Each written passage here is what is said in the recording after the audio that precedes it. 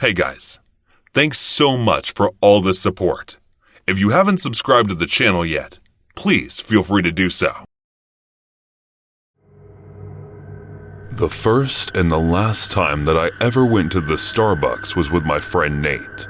He told me that the coffee there is great and that I can befriend some girls in there. Though the thing with Nate was that it was all about the girls for him, and I didn't care much about that, at least not until I actually left for college. My school were just over, and Nate was already starting the first year of college. He was a year older than me, and he was already settling into the college, and I was about to join him in the same college a year later.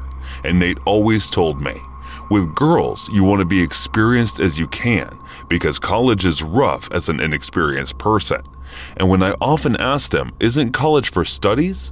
And he would just say, yes, if you want to be a doctor or something, but even nerds need to have a good time in there.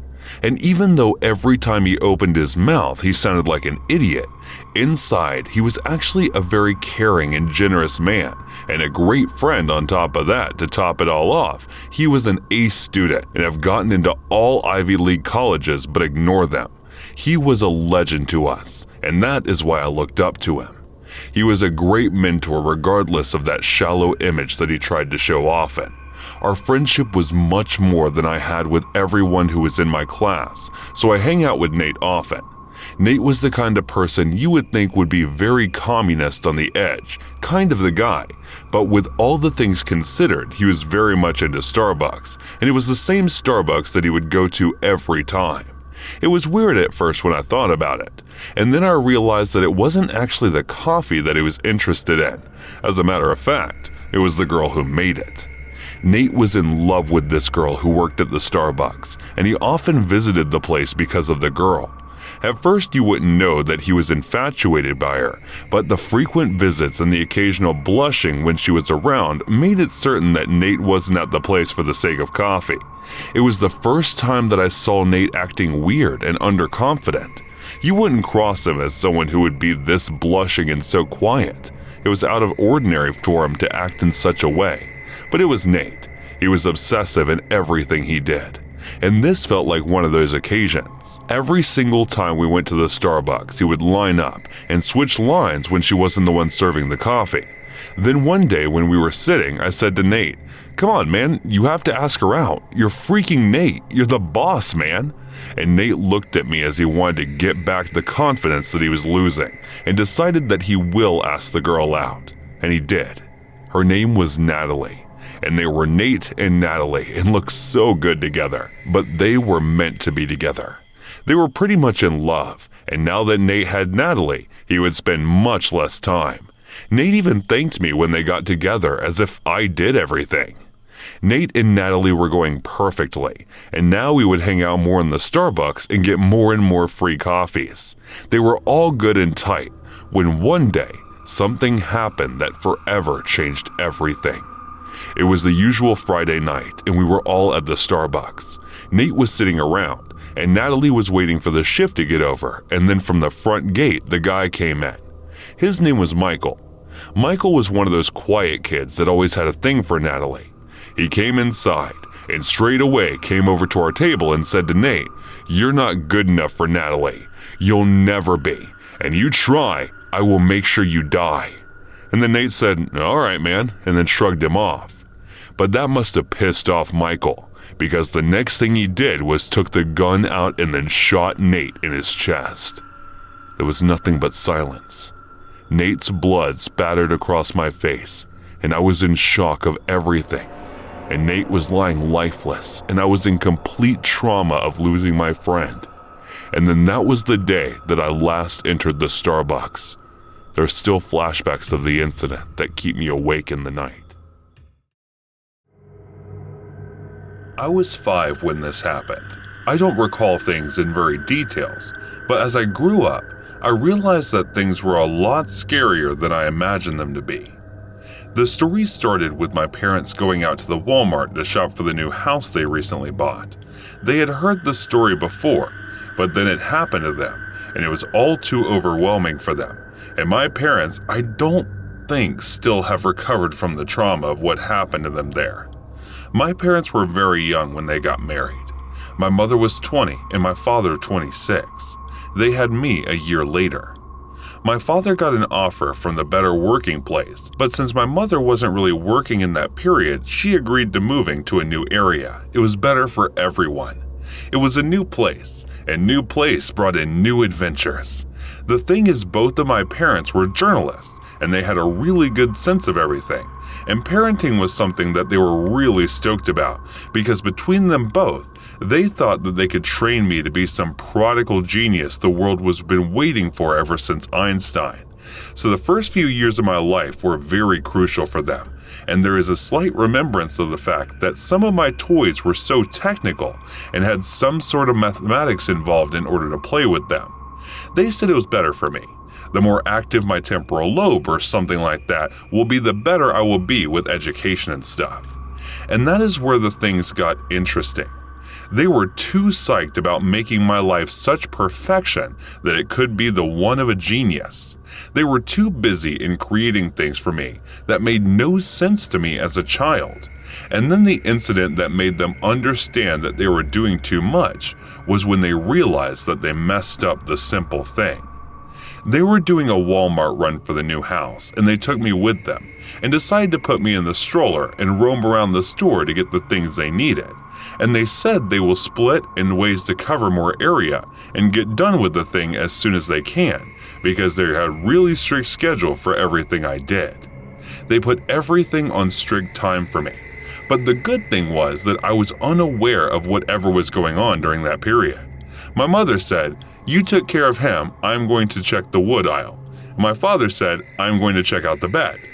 And in all that, they forgot that I was there, and they both went their way, forgetting and thinking that I am with the other. And they went on with their business, and it wasn't until half an hour when they met at the same aisle, realizing that I am not with either of them. They looked at each other with panic and rushed to the place where they left me, and they saw the stroller. At first they saw the stroller and they were relieved that I was safe, but then when they got near, they realized the stroller was empty. I was not in it. That meant only one thing, that I had been probably taken away, and they decided to call in the people at Walmart to announce, and then they announced that I was kidnapped and the store was shut down, and the guy was sent to the security to check in on the camera, and they found nothing in. But then, right at the time they saw that I was being picked up by an old white lady and she headed down to the back alley, and there was no sign of her in the store, it meant she left. They made no delay in calling the police. The police came in and took the image from the camera, but they were not really the quality images that you can process and put an APB on. They were worried and had no idea where I was and how they could possibly find me. They had to go through the horror of their child being taken away from them in the middle of the world. A day went by, and there was no information about me, and my parents were now thinking of pleading on national television. But then they got a cold call of my kidnapping, and that they need some money in place of the kid. The police cornered the call to be a lie and told my parents there was no legit information about my kidnapping. 5 days, there was no clue. Neither the police had any clue, and it was almost as if I had disappeared from the place. Though the police said that it is tough to trace my steps since I was long gone from the place, and there was a good chance that I would not be found. They were just preparing my parents with the worst that could come, and as it did, they were ready to almost give up, but my mother was not. She was a mathematician and was into probability, and she calculated weirdly something of a root, studying up the cases and calculated a probable scenario to find me, and according to her calculations, the info of my missing was spread through the Walmarts, and then the same setup was done on an undercover mission in New Mexico, where they planted a camera in the stroller in Walmart of New Mexico, and the thing that happened to me there, my mother calculated the pattern. It was the whole gang of these infant stealers. They were caught, and after the intense interrogation and searches, they found me, right on the American-Canadian border. I was all right, and there were no signs of damage. My parents won't stop crying, and since then, they have been overly protective of me. They found me 15 days after my initial missing, and luckily right in time. For if I would have transported in Canada, chances of finding me would have almost disappeared. Since then, they just stopped thinking of everything and became a very hands-on parents and overly protective. As far as Walmart goes, I don't think my parents have entered a Walmart ever since I went missing. That time, I was 21 years old. I had recently completed my post-graduation and was working as an event manager. The day this all happened was something that I never expected or planned to do before, but it just happened, and I don't know how to, but leave it. Coming back to the story, one of my friends and also my colleague at the office invited me to his engagement ceremony. In fact, we were best pals even from our school times, so there was no way I could have rejected his offer. I just hugged him and said that I will definitely come along with all our other school pals. The ceremony was scheduled 4 days from then, so I started my preparations in advance. On the day of the reception, we all reached there. It was a resort which was a little far away from the town area and was almost covered by forest on the 3 sides. It was the night of the ceremony, and of course there was no doubt that the celebrations were at its peak. I could see more than 200 people were there, and there was a lot of noise. I and my friends went in and wished my friend a better life ahead. After that, we searched for the bar counter and went there to have some alcohol. It was like we were bachelors enjoying our full swing. We drank, but not that much. We wanted to be in our senses, so we controlled ourselves, and I asked my friends if anyone wanted to smoke. We all were pals from the same pot, so they all agreed. There were a lot of people there, so we decided to go out into the trees and walk a little while smoking. So we went outside into the woods, but not too far. I pulled the cigarette packet and lighter from my pocket and offered one to all my friends. We were 7 in total. While smoking, I felt like nature's call, so I walked a little deep from there to pee. After 2 quarters, I was feeling a little dizzy. I got a little away from my friends and started to pee. While I was in the process, suddenly, scream-like noise. It felt like some kid was crying. At first, I thought I was drunk and maybe too much that I was hearing different sounds. And the second thing that I thought was, why would a kid come here deep into the woods this late hour? I decided to ignore it and walk back, but again, I heard the same noise. This time, I was sure that this wasn't my imagination. That noise was for real. I got conscious and skeptical. I stepped forward in the direction of the friend, but a friend of mine came walking behind me and asked me to come back. I told him what I heard, but just like me, he also thought that we were overdrunk. He came to me and started to pull my hands to walk back to others, but all of a sudden, the same voice repeated again. This time, I was not the only one who heard it. My friend also felt it. This time, I was 200% sure that there was some kid in the woods now, and all my other friends also arrived there. We both told them that there was someone in the woods not too far from us, but they all insisted that it could be some wild animal that we might get into trouble. But I was sure that what I heard was not some wild animal, but it was like some child screaming, and I insisted on going and looking for it once. My friends were not in the mood to leave their enjoyment, but ultimately, we all decided to go and check for once. So I and my friends started to walk in the direction of the noise. On the way, we all picked up some sticks in case we needed if we confronted some wild animals. It was immensely dark, and not everything was clearly visible, but we kept on moving slowly. After reaching a point, we heard the noises being louder for once, and from the moment everything was totally quiet. It was like a pin-drop silence, excluding noise from our footsteps. After reaching a spot, we saw something, but it was not clear. I took the lighter out of my pocket and turned it on. Believe me, what we saw next shook us to the core of our souls. There was a young girl who seemed to be about 6 to 8 years old, lying completely naked, and there was blood stains on her body. Her private parts were not fully grown yet, even though they were bitten. She was lying unconscious behind the bushes. Suddenly, we heard a little commotion like someone was running from there. My friend threw the stick in his hand in the same direction, and it was right on target. We ran there and saw a cop who was about 35 or a little older lying there. Suddenly, I noticed his hand and his lips. There were bloodstains on them, and right that moment, we understood everything. I just went to him and pulled him up by his collar. I took him to the little girl who was lying there, and one of my friends was attending her. After checking her, he confirmed that the little girl was already dead. I got furious and slapped him. I shouted at him and asked him, "What have you done, you beast? Don't you have humanity?" He held my feet and started pleading for mercy. This was the first time in my life that I saw a cop getting on his knees and pleading for mercy. And he should be. What he had done was completely unforgivable. I looked at the girl's face and almost cried. Her face was so innocent, and she was not even mature enough to understand what was going on with her. I was filled with rage. At first, I thought to call the cops, but he was one of them. And what if he played in front of them and trapped us instead? He would definitely get bailed out and target another little girl like her and rape more kids.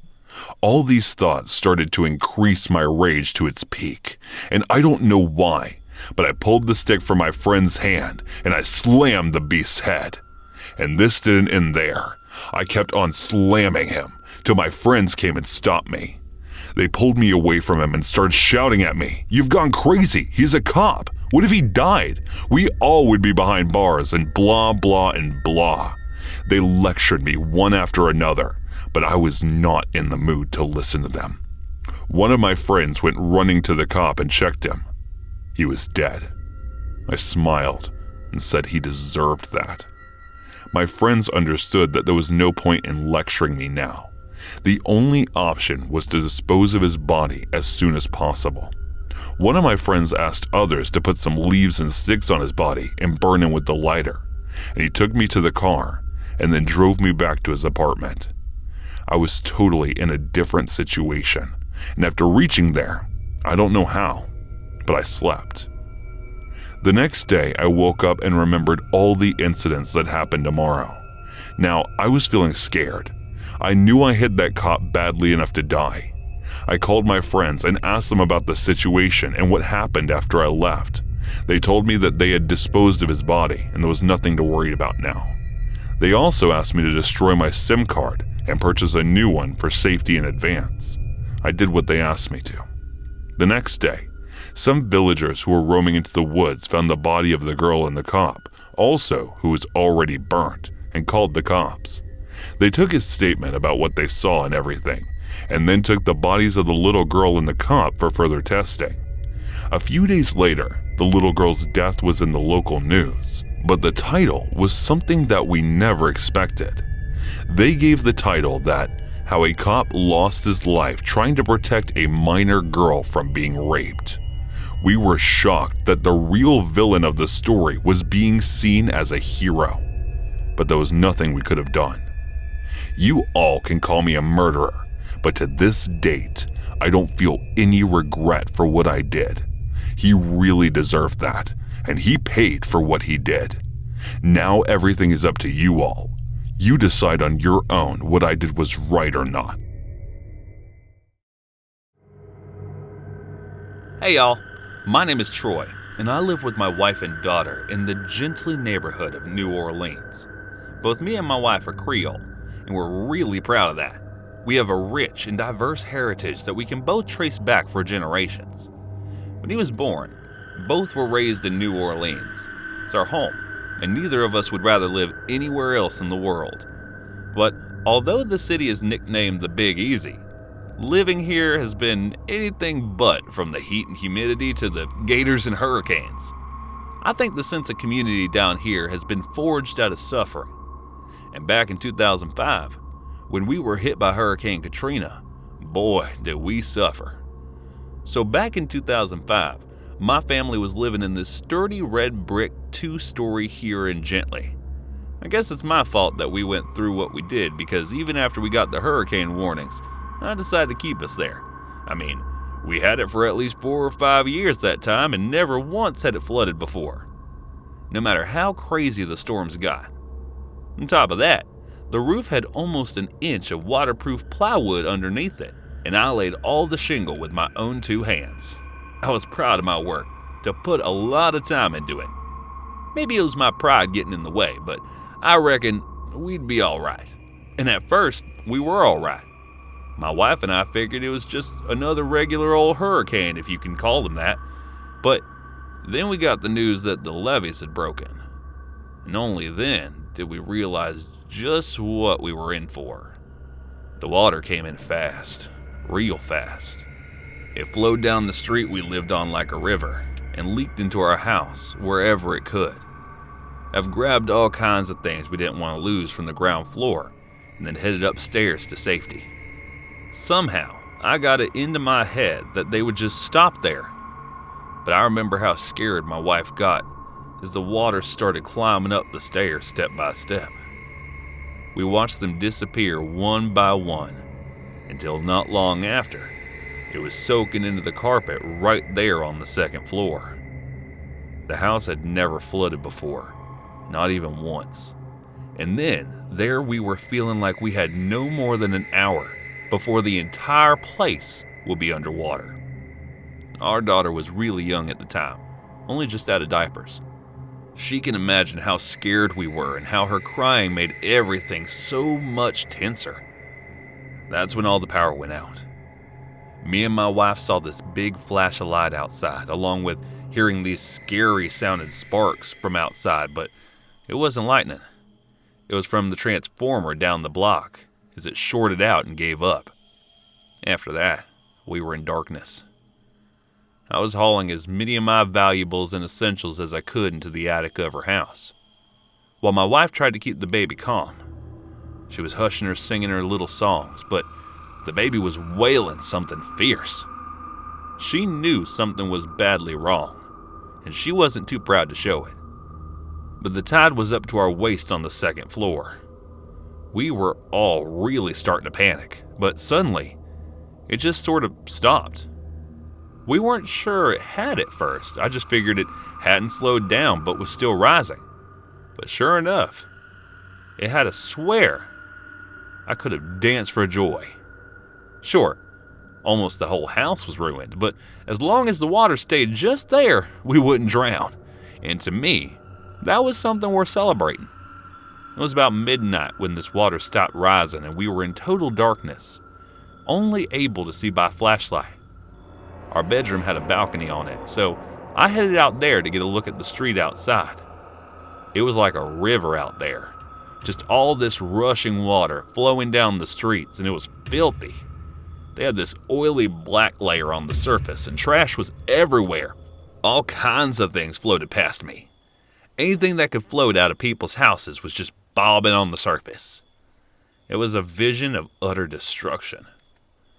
But I'll never forget the noises coming from other people's houses. There were all these banging sounds coming from the people's roofs. What they were trying to break out of their attics was haunting, like all these houses had been turned into conference, and the people inside had been buried alive. Just this horrible boom, boom, boom that echoed all around our neighborhood, and you couldn't tell exactly where it was coming from. The water seemed to create these echoes or something, sending that sounds every which way until it seemed like the entire city was all playing drums at the same time. I'll never forget what that sounded like. I told my wife to take the kids up into the attic and try to get some sleep, but I'm not sure if she slept a wink that night. Around noon the next day, a boat full of guys wearing uniforms of some kind came along and hitched themselves to our back balcony railing. I thought we were saved and that everything after that would be okay. They drove the boat to a nearby overpass where they'd already ferried about half the neighborhood. I mean, there were about 200 or 300 scared, exhausted people already there, just waiting around to be told what to do next. But once we got there, we realized how bad the situation was.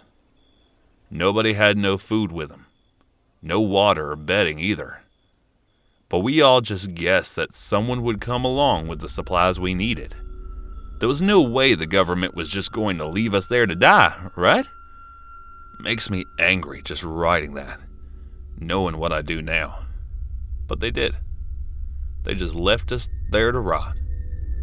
like they straight up forgotten about us. And that's when things started to get worse. I mean, really, really bad. After one night up, when the overpass, the sense of community started to come apart pretty quickly. Once people got into their heads that we had just been abandoned, it got tribal and brutal. Even people were going around taking food or money from those who wouldn't defend themselves properly. Those folks had no shame, didn't even bother to cover their faces or nothing like common bandits. They just felt entitled to other people's stuff. Not a hint of guilt about them. With little food or water, the group was all gone by the second night. And the next morning, people started trying to escape the overpass on whatever was floating by. I'm talking wheelbarrows, those little plastic swimming pools, anything that came by that looked like it might take them somewhere away from the overpass. People were getting really desperate by that point, and people were getting mean. Luckily, I had the foresight to keep my cell phone dry and charged. So the whole time we'd been up on that overpass, I'd been keeping in touch with a cousin of mine who lived uptown. He hadn't had any flooding at all, still had running water, still had power in the works. The only trouble was that the water was really deep at the end of the overpass. My wife wasn't a strong swimmer, and forget about the baby. So swimming was totally out of the question. We were trapped up there, stuck on that overpass, as the group we were with became more and more fractured, aggressive, and paranoid of each other. These mean folks were accusing people of hiding food or water. Fights was breaking now. Kids were crying. It was just awful. The third morning we were up there, something terrible happened. Some kid is messing around in the overpass railing, and I'm watching, wondering where the kid's parents are to stop them from doing something so dumb. And then the kid just slips. People screamed and ran to the edge, and so to die, there must have been a 50 or 60 foot drop into the water. I mean, it was a long way. We were expecting this kid to resurface so we could tell him where to swim, but no one comes up. He just disappeared under the water. And not a soul did anything to try and help. Only realized later that the water wasn't even all that deep, and the speed the kid fell, he would have smashed into the concrete under the water, maybe even head first from the way he fell. We watched the kid die that morning, and people were so hungry, thirsty, and tired that they almost acted like it didn't mean a thing. It was then that I decided that I had to get my family out of there before things got worse. And that's when I had an idea. You see, there was this guy on the other side of the overpass from us that had been sleeping on this inflatable pool lounger thing. The bandits in the group had tried to take it off of him at one point, and he had fought them off something fierce. But I figured if I'd asked him real nice and told him about my baby, he might just give it to me so we could get out of there. I walked across the group to him, and he gives me this look like, leave me alone. But I started explaining about my kid, how she hadn't had any food or water, and God knows how long, and that if she didn't get some soon, she might die. It looks like he doesn't believe me until I point across the overpass to where they were sitting. Then the look on his face just softens, and he gives me that pool lounger without a word. Just straight up gives it to me. So as discreetly as I can, as not let the bandits see us leaving, I take my family down to the water's edge and put them on the pool lounger, start wading out. Before long, I'm up to my neck in the filthy floodwater. My wife and kid are whimpering and crying, wanting to go back to the overpass because they were so scared, but I told them that wasn't happening. There was going to be a real bad scene up there, and I wasn't going to be around when it imploded. After about 2 or 3 hours of pushing that pool lounger in the direction of uptown, I'm exhausted, and our pace had slowed down a whole lot. All of a sudden, I feel the lounger snag on something in the water. Now you got to appreciate that because it was so dirty and oily, Neither I nor my wife could see what it was. Like I said, I was incredibly tired, but I asked my wife to try and move it out of the way.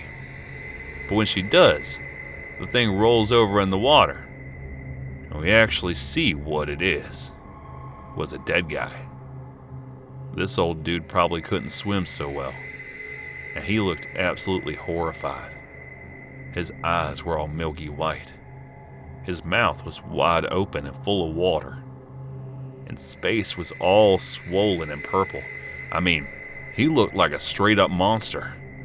And my wife and kids started hollering up a storm on the lounger, begging me to get us out of there. I had to physically move this dead body out of the way of the lounger, grabbing onto the dead guy's arm and feeling it squish my hand as I dragged him away. The smell of the body was horrific. I was gagging and retching while my wife was hysterical on the lounger. I had to yell for her to calm down, screaming at her to get her head straight and never yell. And my wife, and I was just terrified she'd have a panic attack or something and fall off the lounge with our baby in her arms. But she does for the sake of our baby. She starts breathing right. In about an hour or so, the water starts shrinking a little until we could finally get evacuated out to a FEMA camp out in North Carolina. That was real nice to us. So good for so long. But what are we paying taxes for? Where we lived in Gently, there were all sorts of folks living in there. Black folks, white folks, land folks. And we all got abandoned just like everybody else did. I just hope that we learned enough from that whole horrible experience to be able to deal with it better next time. Something like that happens, and I pray that we do, because I'm not sure New Orleans could survive something like that again. As much as I love the place, Katrina showed me something. The community is fragile, and it doesn't take much for it to unravel. I don't think we can imagine ourselves living without our mobile phones. They have become such a part of necessity that living without them seems to be something difficult to get rid of now. Though there is one thing about these phones, there is so much horror that these little devices can carry around. Horrors that we will not have any idea that they exist. Mobiles were something that I never thought would be harmless in any way. But the little device was like a little devil to me, completely shattered my life and turned it upside down. It was a disaster in a small device. Who thought that it would be the cause of such distress to me? I had my doubts about the mobile from the moment I bought one. I wasn't really planning on getting a mobile phone, but I was moving out of the house and to college and was to live in the dorm for the duration of my time in college, so I had to buy the phone in order to keep in touch with my family and friends. I was not getting the hang of the phone, but for the sake of keeping up with everything, I had to work with it. I was in the first year of my college, and it was then that I got my first mobile phone. I wasn't one of those people who just lived around the phones, so I just barely cared about it. And one morning, when I was returning from my class, somebody stole the phone. I was reckless before, and with the phone around, it was meant to happen one day. There was no surprise there. For the sake of looking for it, I went all the way back to the campus trying to retrace my steps and find the damn thing. But I don't think I was getting any luck. And even then, I wasn't really looking the way someone with a lost phone would actually look if they cared about it. I didn't really care much about the lost phone and just kept on being me and stayed without a phone for a while. And then 2 days after my phone was lost, I decided to file in a report of the missing phone. I had no idea where my phone was, and I wasn't really interested in finding out where the phone was. When I wasn't able to locate my phone, I just gave up on the search for it. I was also not interested in buying a new one, and when I thought I got rid of the phone for good, then 3 days later, police barged into my dorm arresting me. I was clueless. I had no idea why I was being arrested. They gave me no reason. I was not sure why I was being arrested. I was sitting ducks waiting for the detectives to come in, and then he came in and started, "Do you know why you've been arrested today?" And I replied, "I have no idea." And they said, "Your phone has been collected from a place of a crime. We checked the phone. It's yours. We saw it." and I told them everything and how I don't know how, and when the phone got to the place it was in right now, they had detained me and were even threatening a long time in jail if things aren't figured out very easily. So I decided to fully cooperate and tell them everything I knew, and other than losing my phone, there wasn't much to tell anyways. The police pulled in the photographs of the report and told me that my phone was found on the body of one Rebecca, and she was molested, and everything was recorded on my phone and then uploaded on my social media. I explained to them, and they were not ready to listen to me. Now, this was very troublesome, and I understood how difficult it could be for the officers to actually believe that maybe I'm not the one to do such thing, knowing that everything was posted on my social media. All I had to do was prove them that I wasn't the murderer, and by the time I could do it, the word was already getting out and being not so social. People just stereotyped me to be the kind of person that would do such a thing. On one occasion, some of my classmates even testified against me when the police asked, saying that I was a creep, and there was no doubt that I might have done that deed. It was hard to convince anyone of my innocence, and to do that to police would take a really much more than it would to do it for a civilian. But the police was not ready to listen, and they were trying to get a confession out of me, but I wasn't giving them. I cannot give them something that is not true. So I decided to plead my own case, but I was being held back at the station and there was not much I could do via action. So I really put my mind into it and focused. And then I realized that the last place that I left my phone at was the library, and it must have lost somewhere in the library because I remember it was the last place that I took my phone and put it aside on the table and forgot. And it struck me that I was right at the position of the library camera. So if the camera was catching things, it meant that I would be there losing my phone too. I told the police about this lead and told them to go on and get on with it. And then after a lot of persuasion and pleading, they finally decided to look into it. After holding me in my cell for 2 days, the officer that arrested me came outside my cell and said, "Kid, you used your cards right. You are free to go now. Good for you on thinking on your feet." And I asked the officer who did that, and they told me that it was an old lover and he used my phone to get back at her. The guy single-handedly almost ruined my life. He ruined the life of that girl and himself. I was lucky enough to get out and be free because I have seen the cases where people have been wrongfully accused of the cases. Thank God I am not that cautionary tale. And moreover, I am done with mobile phones. I've driven Uber for a couple of years now, and I was actually planning on calling it quits in early 2020. But then you know what hit, and people were avoiding public transport like the plague, pun very much intended, so it didn't really make sense to do anything else for the time being. I still do it today, meaning I've been officially driving for Uber for 3 years and 4 months as of this October, and that time, I think I've given rides to literally thousands of different people. The whole spectrum, the good, the bad, the ugly. I posted a whole bunch of the cooler fares I've had over the subs, like our slash made me smile and our slash off my chest, but I've never really had the chance to answer anything like this before. I don't really like to talk about some of the crazy or frightened passengers I've given rides to, and I hope by the end of this you can understand why. But anyway, here's some of the worst, scariest, or generally most frightening passengers I've ever given rides to. The first of all the frightening fares I took with the two obviously looking gangbangers carried a very suspicious looking package. The whole way, they talked in low whispers in the back seat, letting out these devious little chuckles every so often.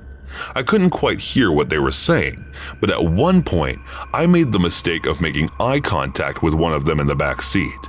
He had face tattoos, and when we locked eyes, his compadre fell silent. He then pipes up, asking if I get into any trouble. We're about the same age, and I can feel him sizing me up with the question, trying to see if I'm going to give him a punk answer or not. I just give him one syllable: no. My intention being to engage him as little as possible. I couldn't have even taken his ride request, but the display picture he was using was pre-face tattoo. You could tell it was the same guy, but it was most definitely a bamboozle. Anyway, This guy almost acts like I'd given him the opposite answer, because he follows up with, if I had to shoot somebody, I don't even carry a gun in the car, let alone ever had to shoot anyone. So again, I just gave him a one-word answer. Now, he and his buddy think this is hilarious, and there's more low speech in the back seat before the guy says he was good to shoot someone. I mean, Bill's powerful. Immediately, I start getting nervous. I didn't think they were going to pull anything, but I definitely wanted to get the ride over as quickly as possible. I had no idea how far the little encounter was going to escalate. And like I said, if I had any inkling, I'd never pick the guy up in the first place. We stopped at a red light, and I can see one of the guys in the back shifting around, taking something out of the bag they were carrying. But like I said, I just had no suspicion they were about to do what they did. The next thing I know, as the light goes green and we get moving again, I hear the mouthy kid laughing to himself, only it sounds like closer in my ear than it had been before. So just as I'm thinking, he's not leaning towards me, as I got something cold and metallic pushing into the back left in my head.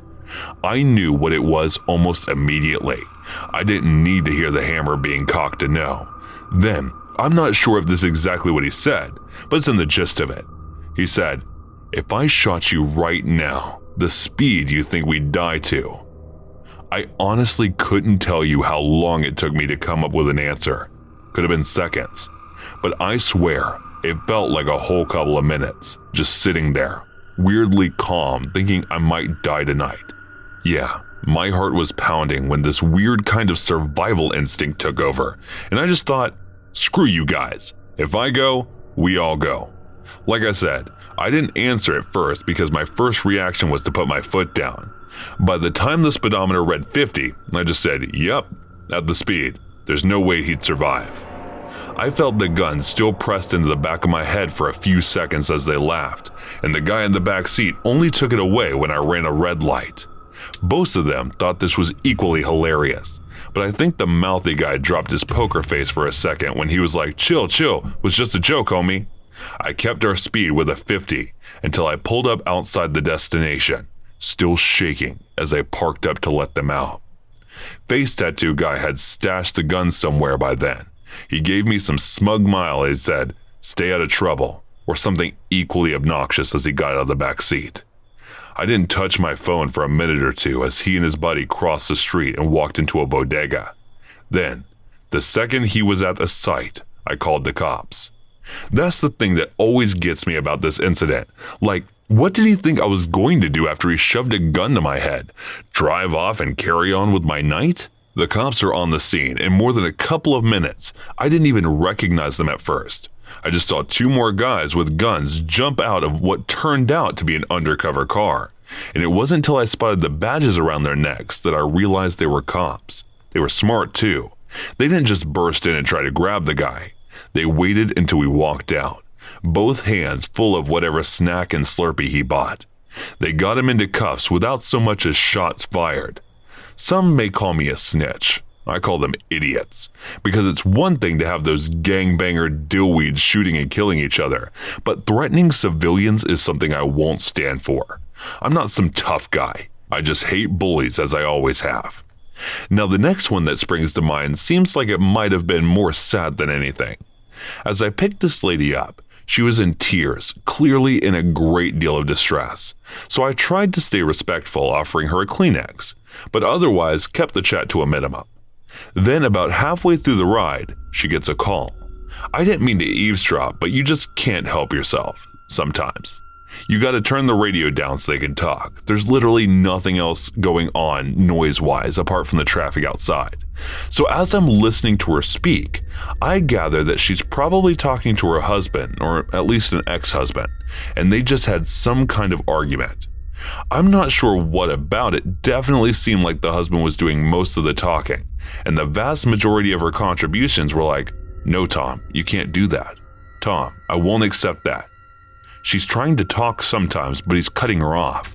And I'm starting to tune out when she suddenly blurts out, "Tom, if you do that, are the kids? I swear to God, I thought I misheard her at first." I was honestly like, no way that she just say that. But she did, because she said it again.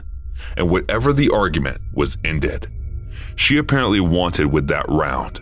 Shortly after, she said bye to whoever it was and hung up. I didn't say another word to her.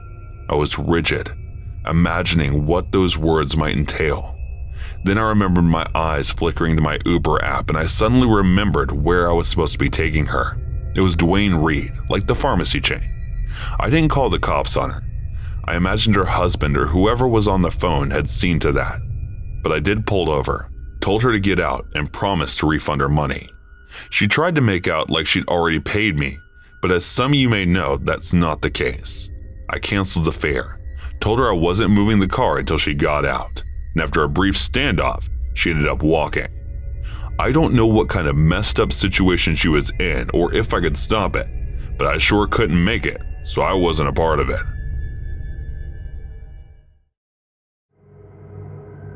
This is a true story that I witnessed at my high school. A boy was murdered in front of me and my classmates, and the shocking thing was that it was all just over a silly Instagram chat. At the time, I was 14, and my high school was big enough that was intersected by two main buildings. The intersection point was a cafeteria where all the students used to go during lunchtime. I was a normal guy at school who was miles and miles away from those who marked themselves as the boss of the school, basically backbenchers of our class. It was a normal day, and I was waiting for my friend in the cafeteria as it was lunchtime. Suddenly, I heard a little commotion straight in the hallway. Several students went running in that direction after listening to the whole commotion, but I stayed there and ignored it as we had frequent verbal and sometimes violent fights at my school, and I was weary of it that it would all be silent in a few minutes after some verbal argument. As far as I could understand from the noise, the fight was over some Instagram chat. My friend came running from the opposite hallway and sat beside me. He knew about all this before. I asked him about the whole matter, and he told me that this fight was a result of a love triangle. A girl was responsible for all this. The two boys were chatting with the same girl on Instagram, and that girl was over smart. She was ditching both of them, and here these fools were beating each other just because of her. Both of them were unaware of the fact that the girl was claiming to be in love with both of them, and here these meatheads were fighting to own her. Till this point, the fight was mostly verbal with some pushes. I could hear both of them shouting and bickering with each other. All of a sudden, the audience became furious and started shouting. All I could hear was a loud scream. Then the crowd quickly dispersed. Some are in this direction, and the rest are in the opposite. There was a lot of screaming and crying, and within a moment, everything was clear. There was no one left in the hall except a single boy who was lying on the floor and screaming in pain. I wondered what could have happened. My friend who was sitting with me stopped someone and asked why everyone started running all of a sudden. At that moment, we came to know that one of the boys who was arguing suddenly pulled out a knife from his pocket and stabbed the other one and again in his chest.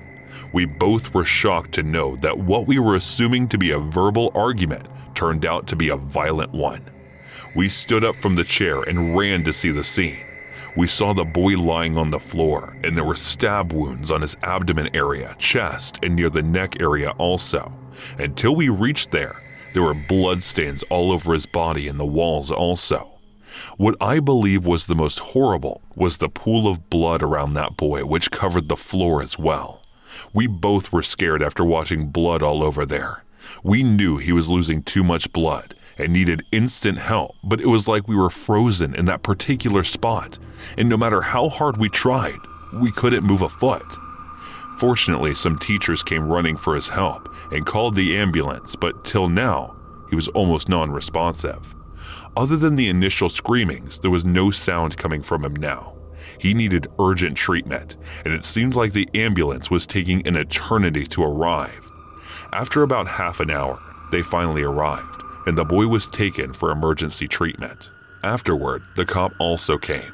I think someone from the school must have called them.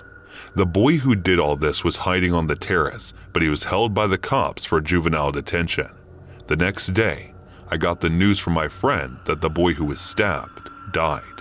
After 2 months, I went to another town far away to attend college and never listened about that case. As I think about that incident now, it was like a nightmare, like being in the theater and watching a movie where the killer went on a rampage and killed someone. This story happened to me about 2 years ago, just after the first lockdown was lifted. My kids were getting bored from their online studies, and my wife was also feeling the same. So we all decided to plan out and go for a night out. We lived in a small city a little away from the real town area. Our city was not too far from the mountain area. You can say that our city was the last residential place before that miles and miles long forest area. We all decided to go camping. The next day, I went to my office and applied for 3 days leave. I also mentioned my reason for the leave. I was a very sincere employee, and all my records were pretty clear, so the boss agreed to my leave application. From there, I went to the market and took some supplies we needed for camping. From there, I directly returned home. My 2 kids were waiting for me at the door. Oh, I forgot to tell you, I was a father of 2 kids, 1 son and 1 daughter. My little kid's name was Marks and Princess. You can call her Angel. And yeah, my better half, how can I forget her? Just call her Bridge. Alas, the most important member of my family, how can I forget about him? Call him Johnny. Though he was a dog, let me tell you a secret.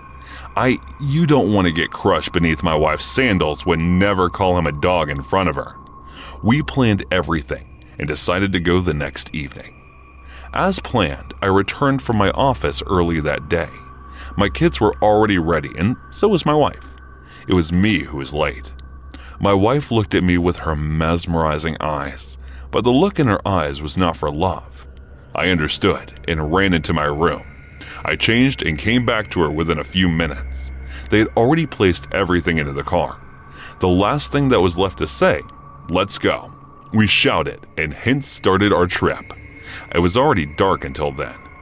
After an hour of driving, we finally reached our destination. It was an open place covered by woods, but open from above.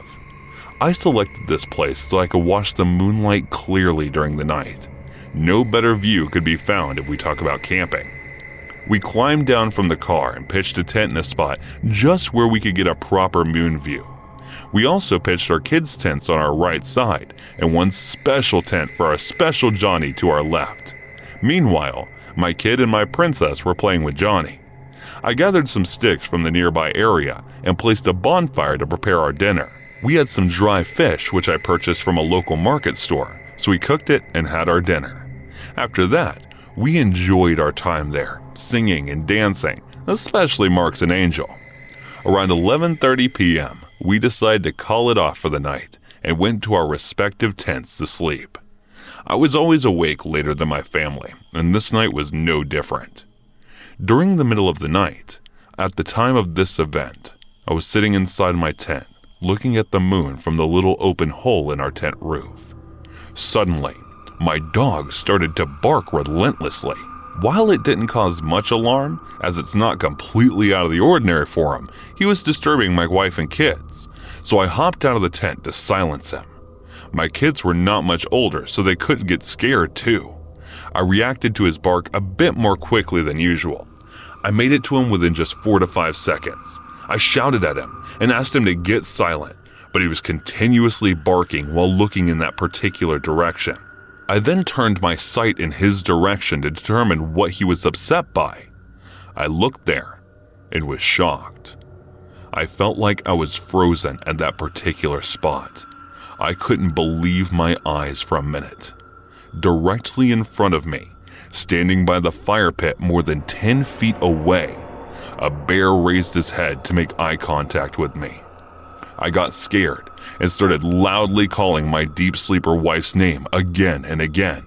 I was also screaming, "Bear!" and "Bear!" alternating with her name. Only then I realized that I had a gun in my car, which I kept just in case of an emergency, and now was the time. I hopped into the car, which was placed just in front of our tent, and took out the gun. I pointed at the bear, and until this time, he was really close to me. Suddenly, my wife hopped out of the tent, and so did the kids. They started to cry after watching that giant bear in front of us. The bear remained standing at his place for a minute, like he was going to attack and kill us. But fortunately, at the same moment, the bear turned around and ran off. That day, our brave miniature Johnny thought he was tough and barked accordingly and unbelievably managed to scare off small animals. But this was something out of his league, and thank God I had a gun with me. That day I learned an important lesson, that we should always carry something like a gun or knife just for emergency cases. Just think, if I didn't have a gun with me, we all would have died that day, and no one would be here to tell you this story. I'm not the one to have rain interfere with my Sunday morning. I'm not the kind of guy who wants to sit in their couches all comfortable and cuddly with their partners, sipping on their coffees and tea. I am the one to go outdoors and tackle the raindrops as they fall upon the land, to collect them and do something with them. And with everything, Sundays are the only days that I really like to go out and explore. Since everybody moves towards the city, I move to forests. It's better there, less people. I decided to go for a run. I knew it was slippery and the forest was not the best place to go for a run that morning, but I went anyway.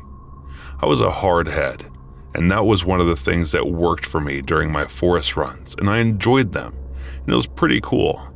And most of the time, I was really good at running. And the thing is, I knew the forest inside out, and there was no way I would forget my way out of that forest. And I was pretty confident about it. And even that day, I was pretty sure about it. So I went for the run, and the run was good. But the thing is that I was excited about the personal record I have done. And I was excited. And in that excitement, I might have let my guard down, and I could hear the rustling of the leaves in the forest. And there was a little panic that I could feel with the rain, thunder, and that creepy rustling of the leaves. I wasn't scared about the animals. I was much more scared about the serial killers. Every story I've heard about them killing the location was mostly a forest, and I was making sure that I don't go on and become next victim to one of the creepy serial killers. So in the panic, I started running. And without looking or inspecting the place where the leaves rustled, I just turned left and started running. I was in a bit of panic and was just running endlessly to the left, and I kept running. And it might have been in the state of panic, and I just won't stop. And then when I did stop, there was this feeling like I was lost. And I was panicking as if the forest I knew from inside out was one of that mazes that I couldn't get out of it. And the feeling that I was being followed just increased, and the panic was now almost turning into a heart failure. And I was running towards the right, and I kept running. And I had no idea of where I was, but there was this imminent fear that someone or something is following me. And that was one of the main reasons that I just wouldn't stop. And now when I look back to it, I think how irrational and stupid I was, but in that moment, I was sure not thinking about any of it. I knew the ways, but suddenly I forgot where was the way that led me to my house. And I even knew the way back in my head, but there was nothing right now. I had nothing. So I kept running. I was running without reason. It was getting dark, and there was this sense of urgency that I had. And I must have been overworked with all the running that I passed out in the middle of the run. And I woke up and got up and just walked out of the forest to my place. I just woke up and started moving straight to the north of it. And I wasn't even a mile away from my home. I entered my home and sat on the table. And now that I was recollected back to my senses, everything became so clear. And it was the panic that was making me take the irrational decision. And I completely forgot about the house, which was just less than a mile away. But it was a good thing that I never stopped running. Sometimes it's good to not stop when something doesn't feel right. Just a week later, one of the joggers was found murdered in the forest. And since then, I don't really take the rainy runs in the forest anymore. Hey guys, thanks so much for all the support. If you haven't subscribed to the channel yet, please feel free to do so. This story occurred during the 2017 Christmas holiday. I was living in a city about 700 miles away from where I grew up. Every year for the last 5, I'd return to my parents' home to celebrate the holidays with them. This year would be no different. My job at the time was to provide customer service for a global computer software company based in my state. 5 days a week, I spoke to customers, some furious and some clueless. The call that spawned this mess started like almost any other. The gentleman on the phone had a few questions regarding his warranty. I answered them as well as I could. Once or twice, there was a brief gap in the call as I waited for the computer to give me the information I needed. As you do during periods of silence, the caller began making small talk. I joined in, not thinking anything bad would become that. Over the course of the discussion, he made note of my accent and asked what state I was from. I answered, and it turned out that he lived in that state. Before I knew it, we were discussing our hometowns, and he turned out to live just a town over from the one I grew up in. The entire conversation seemed innocent. When he asked if I ever went back home, I said I did every Christmas. Nothing more was said after that. He thanked me for my help and hung up. The call was so ordinary that I'd forgotten about it by the end of my shift. A few weeks would pass, and I would take a flight back home to celebrate with my parents. The scary part of the story begins here. It was December 23rd, and I was helping my folks put up the tree. Doorbell rang, and when I opened the door, a man had been recognized on the porch. I kindly asked him if I could help. He looked at me puzzled and said something like, "Mike, come on, it's Daryl." These are not her actual names, of course.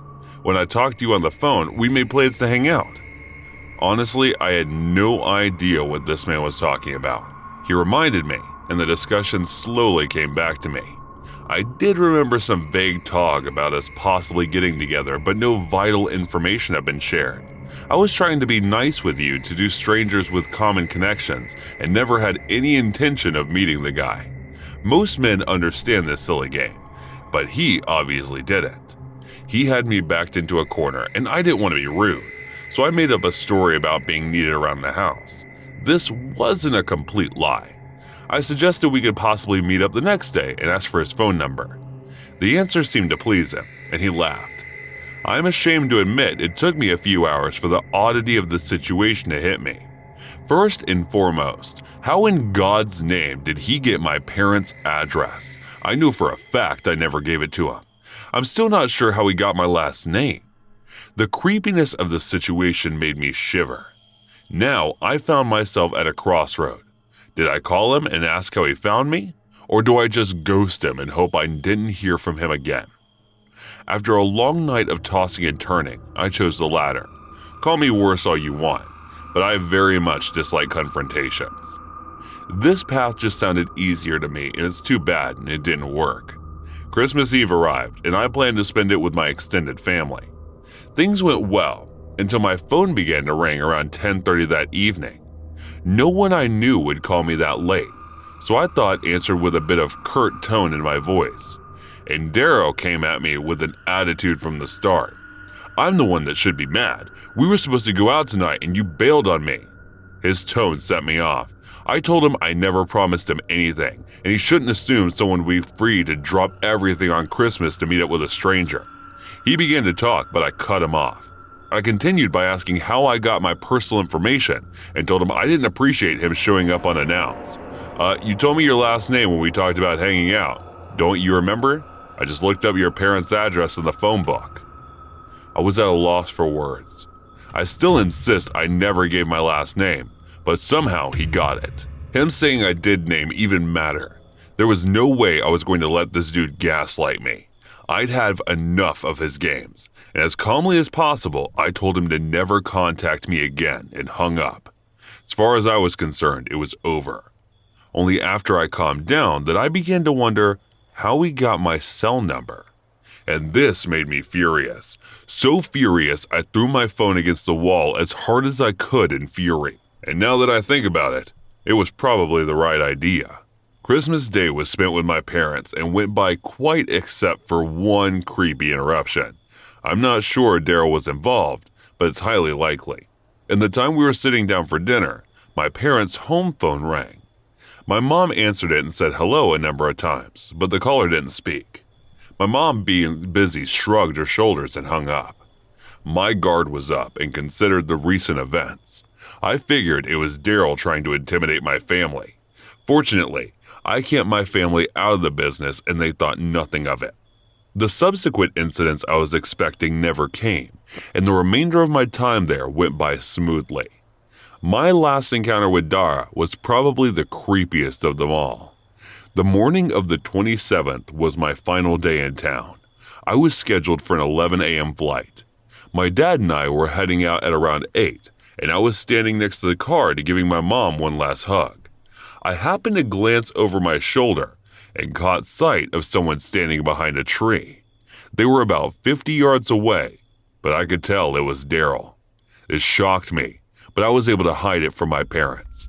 I insisted my dad we needed to go. There was no way for me to know what he had planned, but I had a hunch my presence was keeping him there, as we passed him a step behind the tree, but the tree was too small to conceal him, and our eyes met one another's, and I could see the hate seething from him. It was honestly one of the most surreal experiences of my entire life. My dad noticed at that point and made a comment about how lonely a crazy person would be out on 27-degree morning, and he had no idea how right he was. The flight home went out without a hitch. I was relieved to be back to somewhere I felt safe. The possibility of Daryl doing something to my parents stayed with me for several months, but things turned out to be just as I thought. I must have been the sole focus of his obsession or whatever you want to call it. There was always the worry that he'd show up in my apartment, but that never materialized, thank God. Work was awkward. With every call I expected to hear at Daryl on the other end, that too never occurred. And now that I'm working and living elsewhere, I'm not as worried. Nonetheless, I'm always aware of my surroundings. You can never be sure when your enemy may decide the time is right to pounce. It may all be a product of an overactive imagination, but I'd rather be safe and sorry. After all, I've got a family to worry about now. This happened back in 1989, and the story involves my stepdad, dad, biological dad, Donald Duck, and my sister, Sis. The person who exacted the revenge has passed now, so it should be safe to relate. And this is a revenge story that would warrant prison time, I believe. I was living outside the country when it happened, so my sister relayed all this information to me about a year after, and we recently got together and went over the events again. So my biological parents married when they were very young, and Donald Duck was still in law school. The marriage lasted long enough to produce 2 children. They didn't waste time in those days. My sister, who was 14 months, my elder, and myself. They were divorced before I was born. And Donald was a serial cheater, a pathological liar, and a total asshole. He still is at least a liar and an AR. He's in his mid-70s now, so maybe not doing much cheating anymore, but the fact that he is still working as a lawyer, I think has indicated that he was never a good one, and he doesn't have enough to retire. I've looked at reviews on him online, and it's funny to see that most reviewers say that he is not only a terrible lawyer, but a horrible person. When Sis was 22, she was a single mother, and my nephew, her son, was around 3.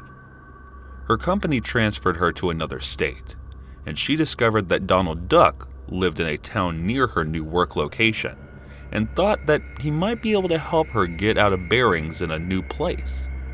For a short time when we were teenagers, we had some sporadic involvements in our lives after moving to a neighboring city.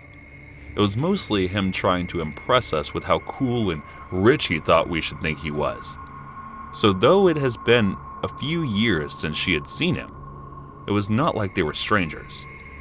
In any case, Donald Duck agreed to let Sis move into his apartment with him, his girlfriend at the time, of course, many years his junior, and her 9-month-old child, not Donald's, until she was able to find her place. He also offered to allow her to keep her belongings in his storage unit. Says took him up on his offer. Never did Donald Duck make any reference to being paid for the use of the storage unit, or paying for utilities at the apartment.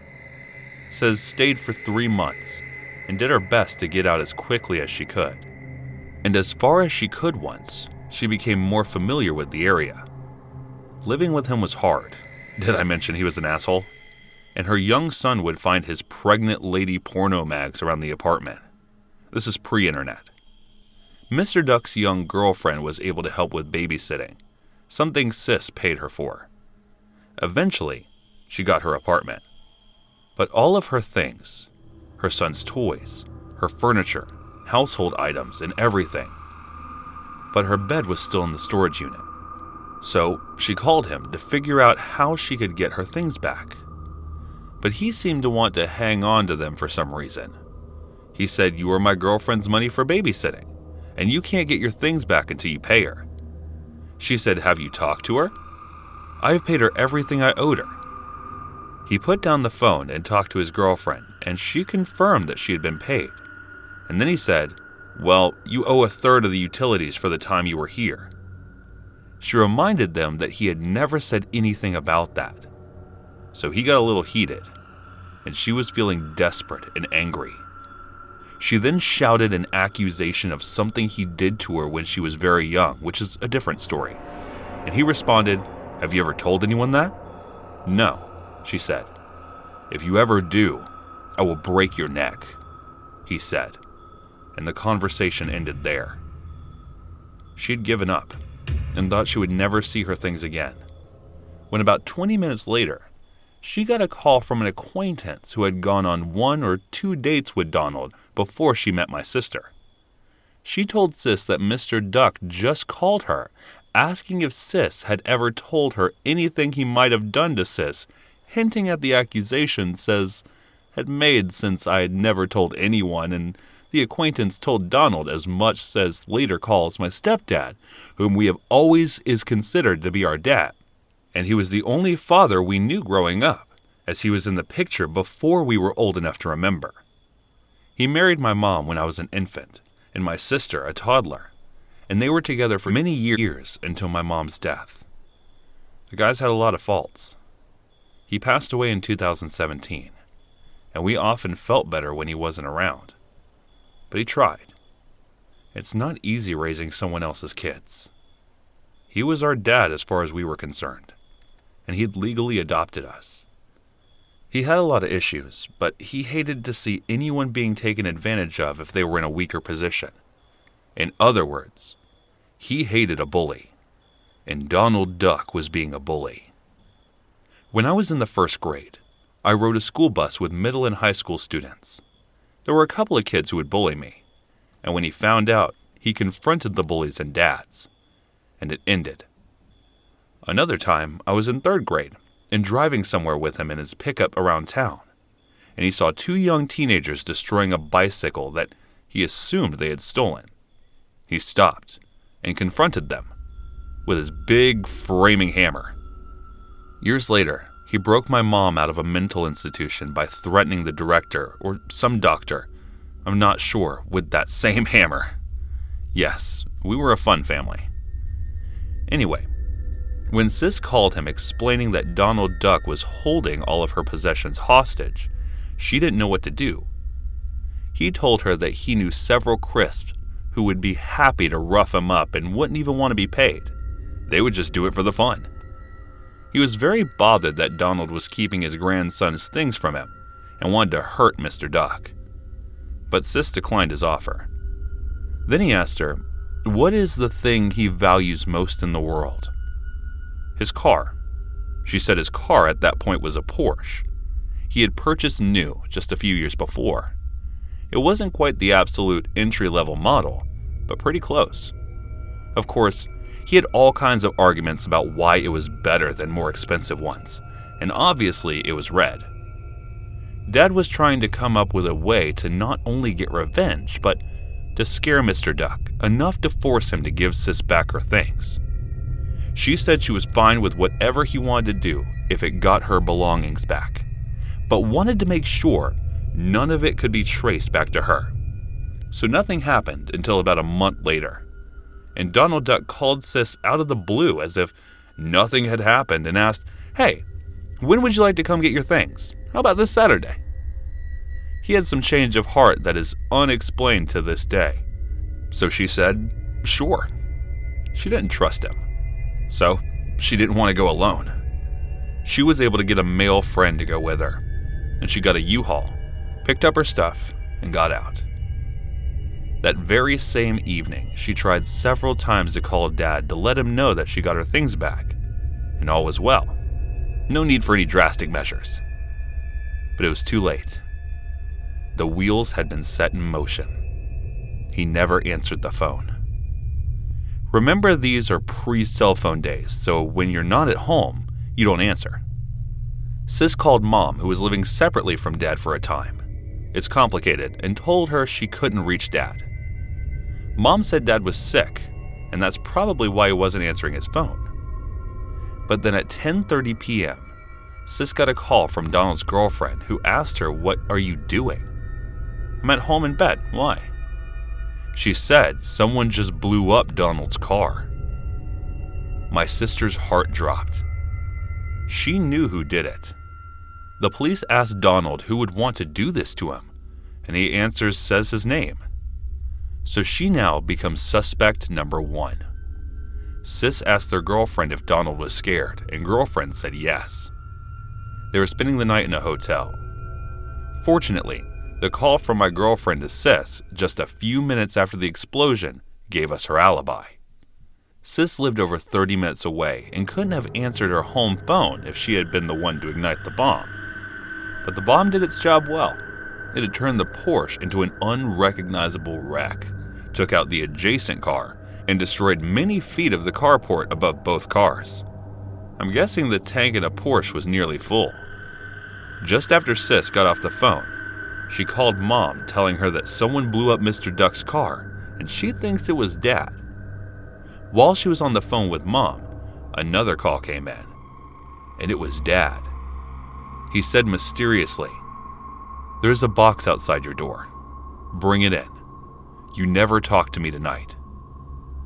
Sis was a little afraid to open the box, but it turned out just to be some of her son's items that he had left with his grandpa's clothes and toys. Months later at Christmas, Sis asked Dad about it and he confessed. Turned out he was very sick physically when he pulled that stunt. Sis was touched that he would go through so much effort and risk jail time for her, all while being ill. She asked him if he was scared of driving back, and he said yes, and that every headlight behind him he took to be a cop until he reached the state line. Sis found out from their girlfriend that the cop said the job was very amateur. Certainly not the work of a professional, but hey, it did the job. That Todd said he had asked a coworker who was once a member of the aforementioned Crisps about how to make a car bomb, and she instructed him. He always did love blowing things up. When I was 13, we bonded over crumpling up the old colored sparklers into powder. I don't think they make the colored ones anymore, but they burned hotter, and we funneled the powder into the spent CO2 cart used, and making bombs powerful enough to blow up those old metal milk cans that hold a few gallons. We did this for the 4th of July. Anyway, Sis said it was some sort of Molotov cocktail stuffed in the tailpipe, but I'm not sure how that would work. My idea of a Molotov cocktail is a 750 milliliter sized bottle like a wine bottle or a fifth of booze, which would not fit into the tailpipe of a 4-cylinder Porsche. I'm guessing the diameter is no more than 2 inches? Not big enough to fit such a bottle. Maybe he used a similar bottle or simply a smaller container of some kind filled with something very ignitable. I truly regret not discussing it with him. But we weren't close since I left home. If you didn't need him, he had a hard time having a relationship with you. Plus, I was married to a woman for many years who kept me from my parents and siblings, so I don't have better details. Thank God that 25-year marriage is over, and my current wife loves my family. One hilarious detail. Donald Duck continued to father offspring and date very young women. His current wife is my age, exactly, and he has a daughter many years younger than my youngest child. A couple of years ago, I had a conversation with one of these half-sisters, and she's a marvelous person despite half her DNA. Her mother was never married to Donald, and this sister is the age of my youngest daughter. I told her the story of the exploded Porsche, and she found it very amusing, because she said Donald loves to tell a story about he was prosecuting some mob boss and a couple of thugs came to his door trying to threaten him. Of course, being the big, bad, brave man he is, he didn't back down. And what was his reward? Those thugs blew up his car. I think it's hilarious that he tells this story to his children. But now they know the truth. He's the biggest bullshitter I've ever met. Also, due to Donald's allegations that it was my sister who blew up his car, the condo association or whatever tried to sue my sister for the damage to the carport. But it came to nothing. They were grasping at straws because there was no evidence, of course. But it did scare them and cause her some anxiety. Way back when I was about 14 or 15, me and two friends of mine were exploring the forest that surrounds our city. We are from Belarus, and our city was basically carved out from the forest during the time of Tsar. It was also the center of some very heavy fighting during the Great Patriotic War, or World War II to everyone else. So there are parts of the forest that are home to old bunkers, trenches, and even abandoned weapons and vehicles. Most of the more dangerous items have been removed over the years, but there are plenty for us to explore and loot. But as the time went on, and our little adventures ate up more and more of the forest, we were forced to go deeper and deeper into the woods in order to get our exploration fix. That's how we found the old military barracks, and unlike many of the other places we found, we never ever went back to the barracks again. It began when we came across a rather steep hill. The trees were going in a way that meant you could grab hold of the roots in order to pull yourself up. And we were very excited, because we hadn't been that deep into the forest before. The steep slope became something of a natural boundary for us, and passing it was something of a milestone. We scaled the hill and walked through the trees for about an hour. And then there were a collection of large rundown buildings that were in the process of being reclaimed by nature. In the past, it had only been the odd pillbox or roughly dug trench that betrayed the bloody conflict in the area I'd once seen, but to see some old Soviet military complexes was very exciting. It took us a while to pluck up the courage to finally wander into the big, dark buildings. But when we did, we soon grew more comfortable and began to split up to further explore the barracks. I remember digging through an old footlocker but finding nothing of note, as the barracks must have been stripped and abandoned long ago. Then, out of nowhere, heavy footballs had been spinning around to see my friend moving quickly through the barracks towards me. I asked him if he was okay, and what I saw was that he had nervous expressions on his face, and that's when he says, "I don't think we are alone here." You have to understand, my friend was always doing things like that, pranking me in all kinds of ways before laughing at how scared I got. I told him to shove his practical jokes up his backside, but he insisted. I swear to God, I think I saw someone in the other building. Again, I was about to tell him to pull the other one, and that I was too old to fall for his ghost stories anymore. But I was silenced by what was undoubtedly a man's scream.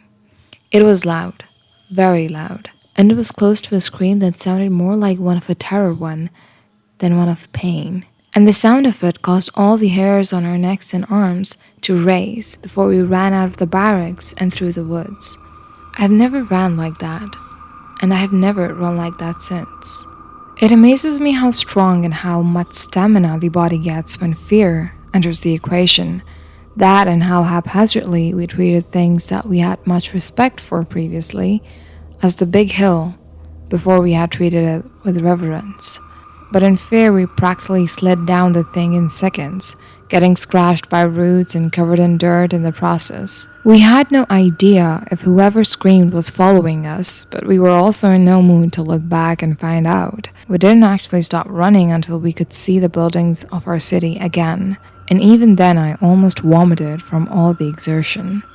We never found out who was back there, as we didn't return for many, many years, and by that time it was deserted. But we think it was some kind of vagrant who was living there and simply wanted to scare us off by pretending to be a specter of something. Well, it worked, I know that much, and it made for the scariest experience I've ever had while exploring the area around my hometown.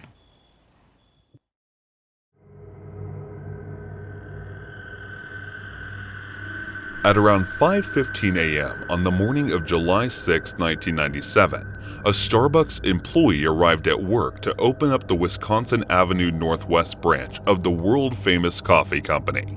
Situated just north of Georgetown University in Washington, D.C., there was a lot of work to be done before the morning rush, and the employee in question had yet to imbibe their morning espresso to really kick them into gear.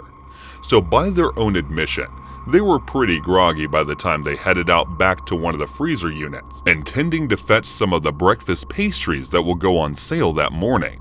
But when the overtired staff member cracked open the freezer unit, inside was the frozen, lifeless corpse of 25-year-old night manager Mary Catherine Mahoney, along with the bodies of 18-year-olds Emery Allen Evans and Aaron David Goodrich.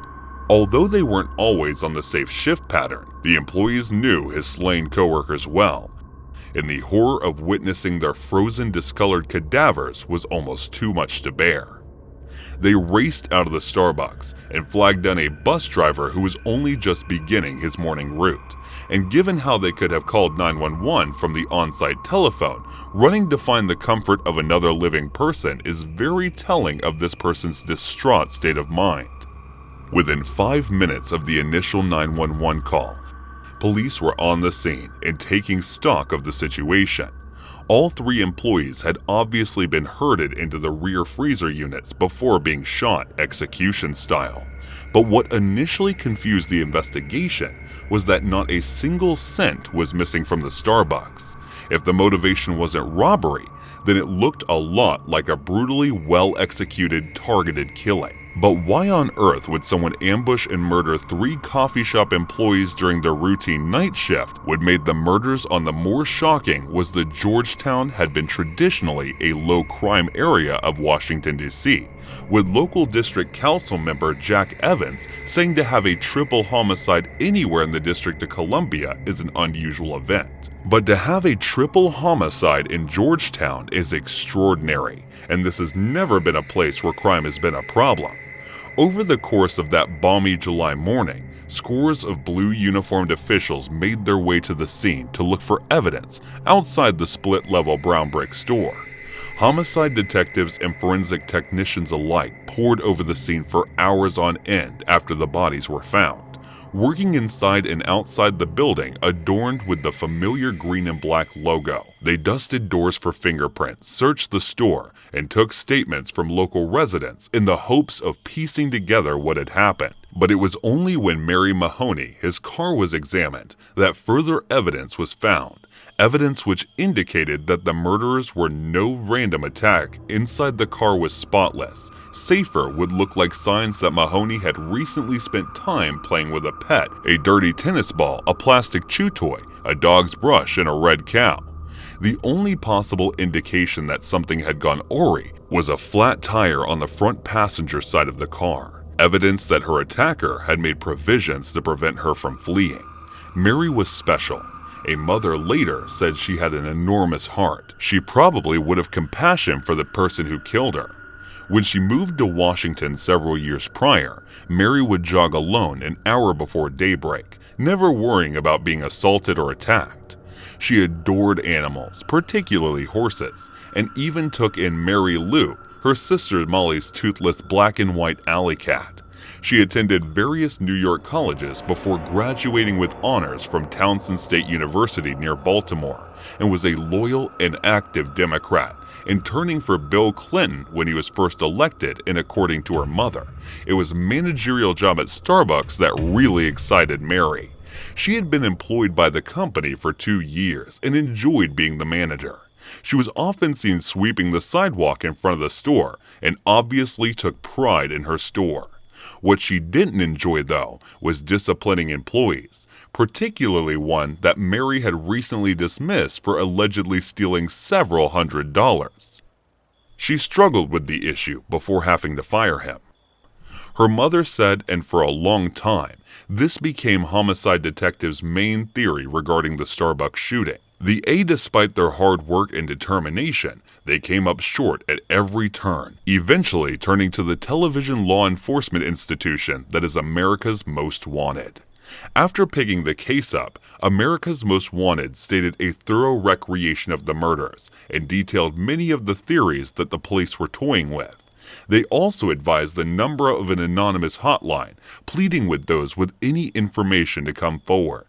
And it seems this appeal struck a nerve with one member of the public, who called in with not only a frightening piece of information, but also a rather courageous proposal. In the hours following the broadcast of the Starbucks shootings, a woman called in America's Most Wanted hotline to inform them that she was dating a man who actually knew the shooter firsthand. This mystery person had confessed, even boasted of committing the murders, and on more than one occasion, the couple had initially taken the man's word in pure bluster.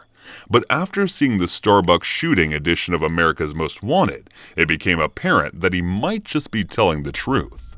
The woman then left her name and number so she could be contacted by DC police, and when they did so, she actually agreed to wear a wire for them in the hopes that she could catch a confession on tape. It was then that they learned their suspect's name, Carl D. Cooper. Cooper lived in Prince George's County near Baltimore City and just on the outskirts of Washington, D.C. itself. He was the son of a church deacon who lived with his wife and son, but at the time, he lived anything but the wholesome life of a family guy. At the time of the Starbucks shooting, Cooper was being charged with attempted murder in the 1996 shooting of an off-duty police officer in Prince George County. As far as family's complicity in his crimes, it turned out that it was Cooper's wife that purchased the 9mm handgun that her husband used to shoot the officer. It was the combination of this and his alleged involvement in the Starbucks shooting that led DC police to wiretap Cooper's home phone. He was arrested after making reference to several local shootings, but insisted that a friend of his named Keith Covington had joined him in the Starbucks robbery. It was him that executed the 3 victims. However, when they caught up with Covington, they discovered he had been recovering from a gunshot wound at the time of the murder, meaning it was highly unlikely that he was ever present on the scene, let alone the ones who have done the shooting. "If I killed them, I'd say I killed them," he reportedly said, but that's not me. I'm not saying I'm a saint, but I'm not going to go out and just kill people. You gotta be a dummy or a psycho to do something like that is pure evil. When confronted with the evidence of his lies, Cooper admitted to lying about his so-called friend's involvement because he killed 3 people and was afraid to go to jail. In the process of trying to avoid the death penalty, Cooper told the investigators he was sticking out the Starbucks for about a month, confirming that he acted alone and fired 2 guns, the .38 caliber snub-nose revolver and a .38 caliber pistol. Cooperating heavily due to the ever-looming threat of the death penalty, Cooper confessed to shooting the manager Mary Mahoney when she refused to give him the keys to the safe, which held over $10,000 in cash. When she said no, Cooper shot a warning shot into the ceiling, which sent a terrified Mahoney running into the employee hall. Cooper pursued, caught her, and wrestled with Mahoney over her keys. But when her resistance looked like it would be too much to overcome, they shot her dead. He then shot the 2 other Starbucks workers at the store, executing one as they survived the attack and attempting to crawl to safety. Cooper later stated that he wanted to put him out of his pain and misery, but it's more than likely this thinly veiled attempt at showing her to conscience was nothing but an attempt to dodge the first death penalty charge in over 30 years. During his trial, even when the relatives of the victim wept openly in court, Cooper remained chillingly composed. He also admitted to murdering 39-year-old security guard named Sandy Griffin during a botched robbery. Cooper had helped Griffin at gunpoint during demanding that the security guard hand over their expensive .40 caliber handgun. But then, fearing Griffin would assault him in the process to defend himself, the serial murderer executed the security guard before quickly fleeing the scene. Cooper admitted to then selling the pistol on the street for $300. Once Cooper was convicted of the Starbucks murders and sentenced to life in prison, Griffin's relatives were no doubt pleased that their loved one's killer had been put away. But they expressed frustrations that it had taken 3 more murders, maybe even more, before the killer had been caught. To them, a lack of urgency in the DC police force had cost 3 young people their lives and raised many questions regarding their competence and command. If the account of his defense attorney is to be believed, Cooper is nothing more than a career criminal whose shaky temperament and unbridled greed caused him to take the lives of the innocent. But time and time again, Cooper had the opportunity to simply take the money and walk away. If he chose not to, he chose to kill people he just didn't need to kill, and he did this on more than one occasion. The first time might have been down to a simple rush of blood to the head, and to genuine possibility that killing the security guard was not part of Cooper's plans. But there's also a possibility that killing him proved to be something of a thrill. The thrill that Cooper wanted to replicate in executing the 3 Starbucks workers. There's no doubt that locking up killers like Carl Cooper for the rest of their lives makes the world a safer place. The only worry is that there are many more out there just like him. People who've escaped justice for horrific crimes are those who have the same darkness in them, just waiting to boil over. I'm an 80s girl, not like some millennial who just likes the aesthetic. No, I literally grew up in the 80s, a time for cell phones, internet, satellite TV, when the only thing you could get delivered to your door was milk or pizza. It does seem kind of surreal thinking about it now, just how slowly things changed over the years. And let me tell you what we do.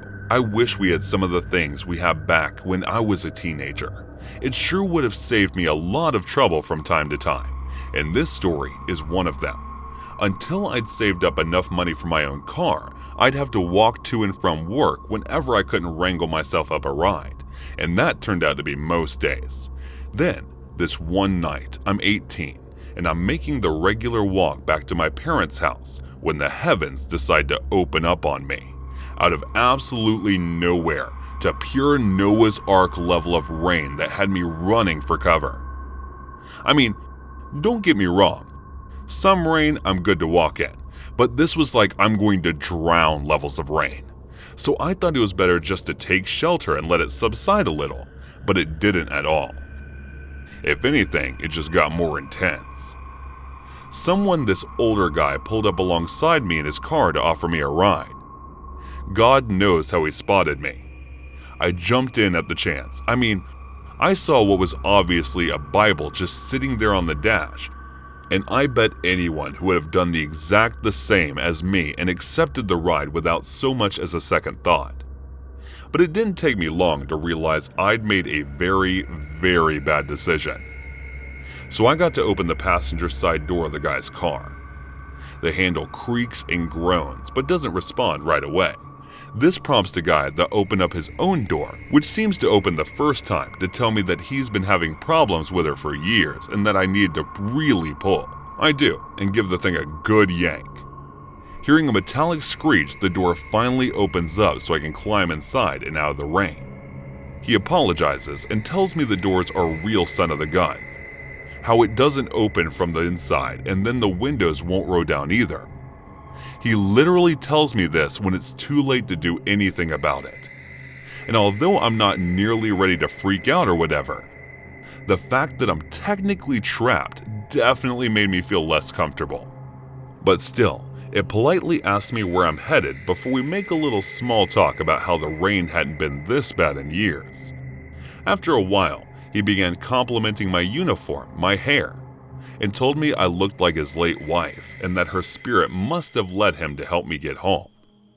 Sure, that's one heck of a red flag right there. But at the time, I don't know. It just came across as as sweet as all like a lonely older guy who pinned for a late wife. And you can see where I'm coming from right now anyway. Talk then moved to if it was still in school, what my hobbies were, and gradually turned to whether or not I was on my period. Don't ask me how I have no idea how the conversation got to that point. But he wasn't weird about it. And it still seemed natural. I know that sounds crazy, but trust me. It's like he was about to make a joke or something, and it was about as wholesome as period conversations got. And the way he talked was like parental, if that makes any sense. Needless to say, I didn't freak out until he said very calmly, because once you blossom into a woman, you should start a family as soon as you're able. As unregistering what he'd said, he goes on to tell me that he believes that God plans to keep him lonely for years, like a test or something. But now, because I look so much like his late wife, who was clear, I was meant to be his. So we could start life over again and finally have lots of children like his wife was unable to. Then, as I'm staring straight ahead, just feeling my stomach slowly tying itself into knots, he takes my hand, kisses it, and says something like it's going to be magical, taking you to bed again. Like many girls before me, and doubtless many girls to come. I was faced with the uninevitable task of keeping calm enough to keep my captor chill, or coming up with a plan to get out of there safely. And let me tell you, that's not easy to do when all your brain is saying is panic, panic, panic. My first line of defense was feigning surprise, like, oh dang, I forgot to clock out of work. Well shucks, looks like I'm going to have to get out of here and walk back. But he responds by telling me it could wait until tomorrow. My second line of defense is telling them that I had to pee real bad, and that's harder to hold when it's that time of the month. I think I was trying to appeal to that parental side that I thought I saw. Turns out that was my second serious mistake. He told me I could hold it until we got home. Only the way he said it, he didn't sound so sweet, and the more the words "we in home" cut like a knife, and with that, it became obvious that he had absolutely no intention of letting me out of the car. I'm as quiet as a mouse by this point. I've never felt that kind of fear before. So I'm half catatonic as he carries on jabbering about how our lives are going to be. I can actually feel my skin crawl as he tells me that who have to teach me to do things his way, how girls these days don't know how to act. According to him, the husband was boss, and what he said goes, while his wife's job is to simply submit and obey. It's all right there in the good book, he declared at one point, and twice jabbed a finger into the leather binding on the dash. That's when his idea just burst into life in my head. One that took me all the way back to the handful of Sunday school lessons I had as a kid. If this guy wanted to marry me, he needed my father's permission. Otherwise, our marriage bed wouldn't be holy, or something like that. I mean, I knew that for a fact. So I innocently made the point as non-confrontationally as I could, and from the period of silence that followed, I knew I'd struck a nerve. When he finally spoke again, he talked down to me, saying he knew the Bible much better than I did, that obviously he was going to ask for my father's permission. Then we got to the street where I previously told him I lived. He asked which house is my parents'. I gave him a fake house number far away from mine and had him drop me off there. He wanted to come inside. I told him I needed to let my parents know that God had sent me a husband. He couldn't just walk up in there uninvited if he wanted my dad to say yes to the whole thing. I said it might take a few days to convince them that they should come back tomorrow. He responds with, I'll give you a few minutes, but we need to be on our way. I told him to drive around the block so I could have time to pack my clothes. He nodded, and finally opened the car door. I ran to the house door, waving him until we drove away, then sprinted to my actual house where I told my parents everything. The cops were called, and we watched as they showed up and talked to the guy before they just let him go. I was furious, but apparently he just told them that he had given me a ride home and had no idea what I was talking about when it came to all the kidnap and marriage stuff. We were assured that his details had been taken and that if he tried anything, he'd be easy to get in touch with. But if there was actually a next time, it might not just be him they have defined, it might have been my body too. Thankfully, I never saw him again. But in the future, I insisted on waiting at work until my boyfriend could pick me up. Failing that, I'd just cough up the money for a cab, even if it did cut into my tips. I mean, there'd be no spending cash that if I was locked in some fundamentalist basement, right? The point is that be careful whose car you're getting into, girls, because you really never know who's actually sitting behind the wheel. And the people who came across as the kindest can sometimes be anything but.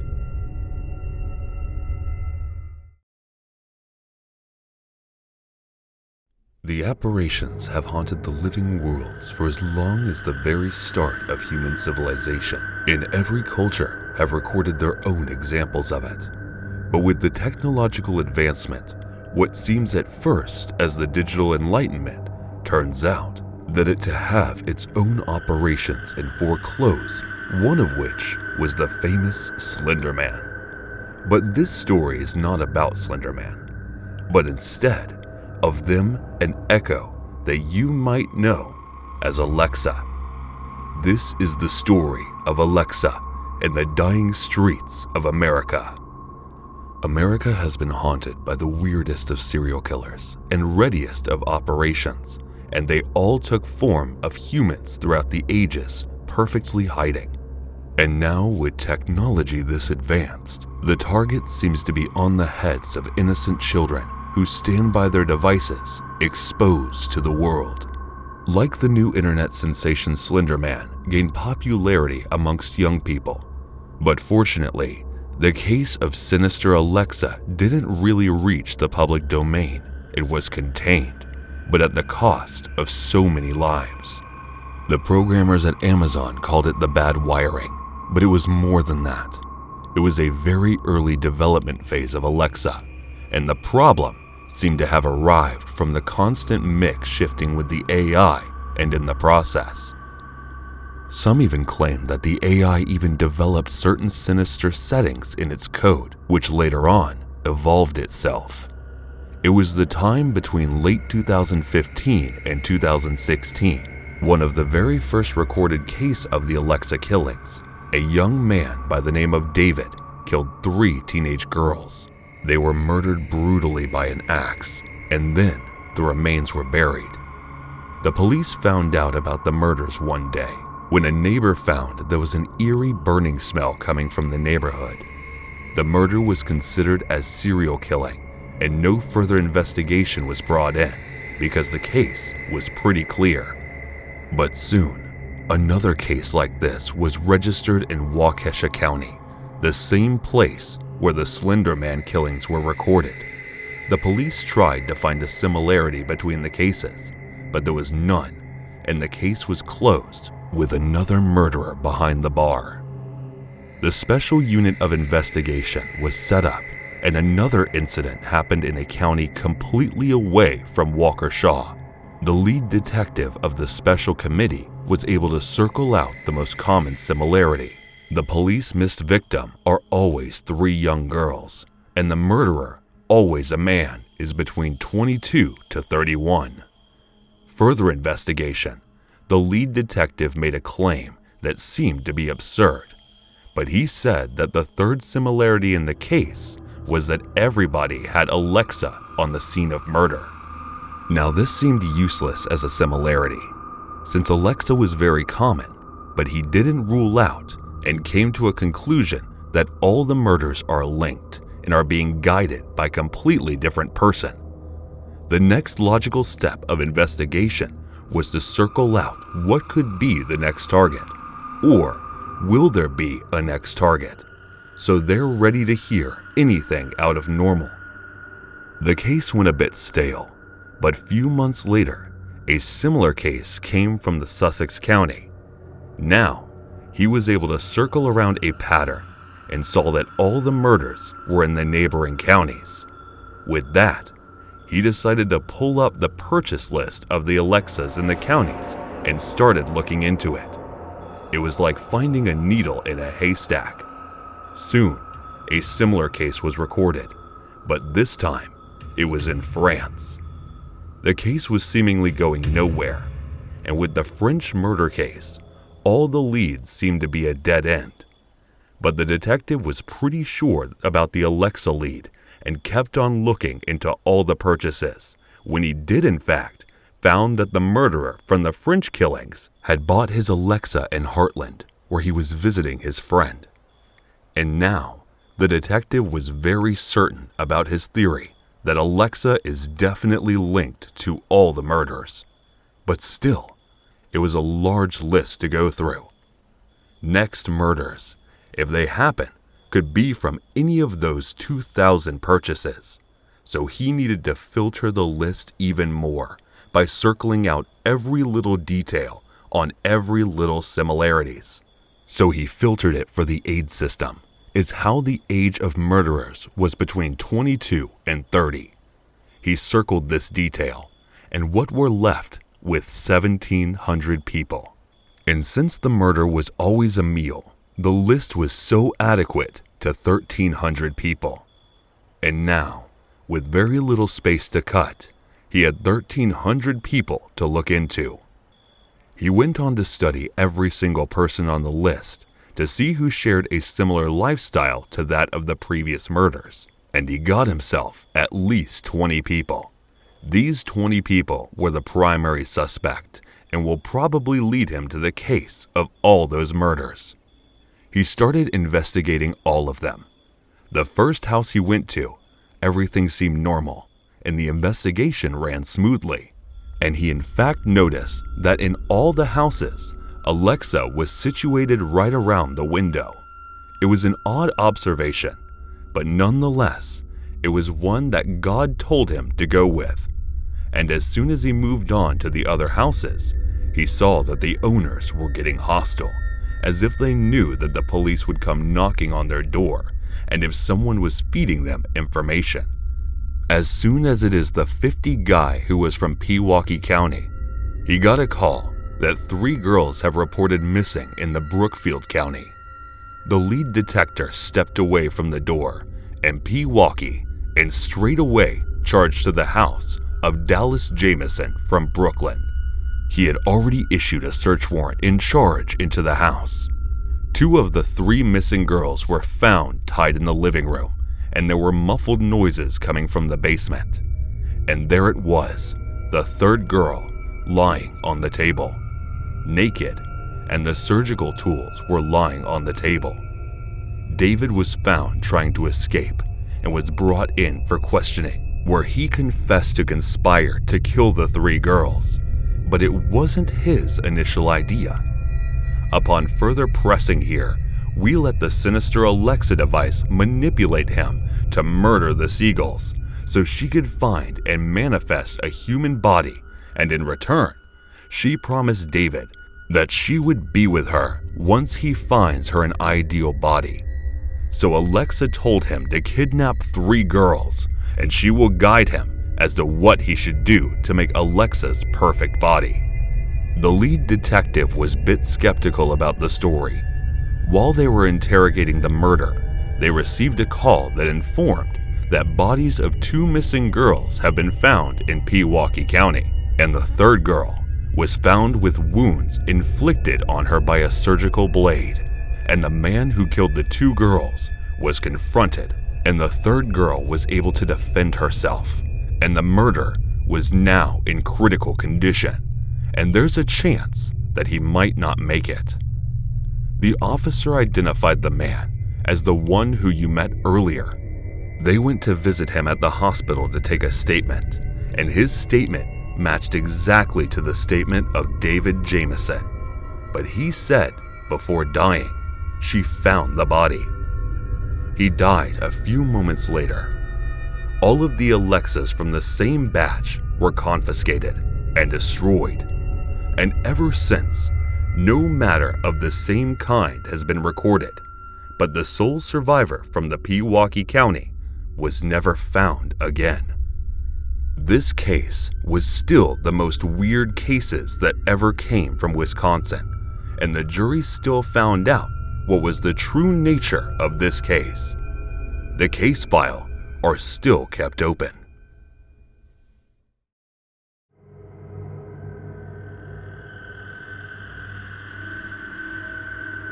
I was raised over in Little John Island back in Maine. John has a small community of about 100 people just off the coast near Yarmouth. Technically speaking, it's long been incorporated into Yarmouth Township, and all the island kid bus across the bridges to the high schools there. But try telling that to the islanders. We never say we're from Yarmouth when people ask where we're from. We answer Little John every time. Maybe it's the fact that we're cut off by the ocean. Maybe it's just the people who live there. But this strong sense of togetherness and independence on Little John, kind of like a siege mentality only without the siege. As I said, the island kids used to catch the bus across the Talbot Road and the Sandy Point bridges in order to get to school, which included me. It just so happened that my favorite teacher, Coach Collins, was also an islander, and he was my favorite teacher for two reasons. Not only did he teach history and coach the senior ice hockey team, but he was just an all-around nice guy too, and used to give me a ride home after practice. Since walking home during a Maine winter night can almost be downright dangerous, Coach Collins was the kind of guy that kids like me really looked up to. He almost turned pro after playing hockey in college, won a Bronze Star in Vietnam, and unlike many of his colleagues, in a way of talking to his students that made you feel like he was your cool uncle or something. He was the best. No one had a bad word to say about him, and for a long time, Coach Collins occupied some mythical status in the town's collective consciousness. So it's March 7th, 1989. I remember the exact date because Dino Ciccarelli was traded from the Minnesota North Stars to the Washington Capitals. He was the outlaw hockey player for a while, a complete jerk, but God could he shoot a puck. And it was all we talked about at practice at night. Then in the middle of practice, I looked and see my girlfriend's best friend Kelly standing at the edge of the ice. She starts calling me over, and when I get a chance, I skate over to see what she wants. Kelly tells me that my girlfriend wanted me to call her as soon as I got home. From the way Kelly was acting, I knew it wasn't going to be good news. Consequently, I'm totally distracted for the rest of practice. My shooting sucks and I'm in a stinker of a mood.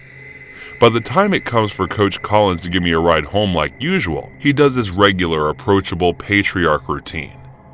He talks, he dishes out some wholesome advice, and suddenly I'm not catastrophizing so much anymore. I thank him, go inside, call on my girlfriend, and what are you now? She wants to break up. Coach's advice sort of stopped me from having a full-blown teenage heartbreak moment, but I was still upset. Only I couldn't just sit around eating ice cream and feeling sorry for myself.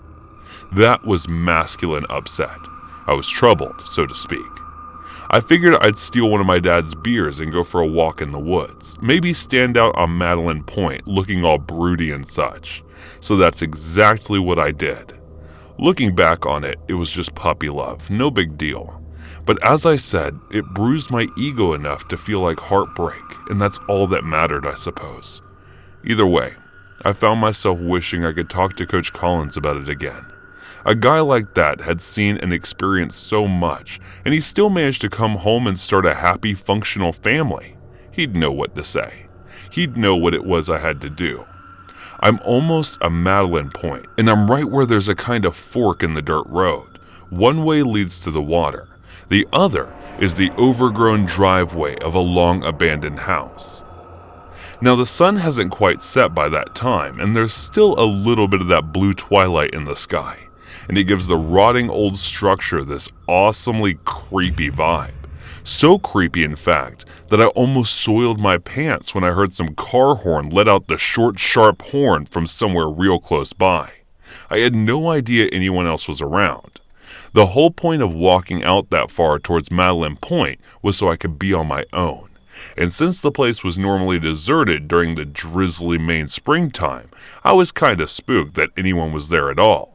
But by that point, I'm a little buzzed and naturally curious, so I started cautiously padding off down the overgrown driveway, trying to find the source of the honk, when I finally saw the truck that seemed to be parked deliberately out of sight among the trees.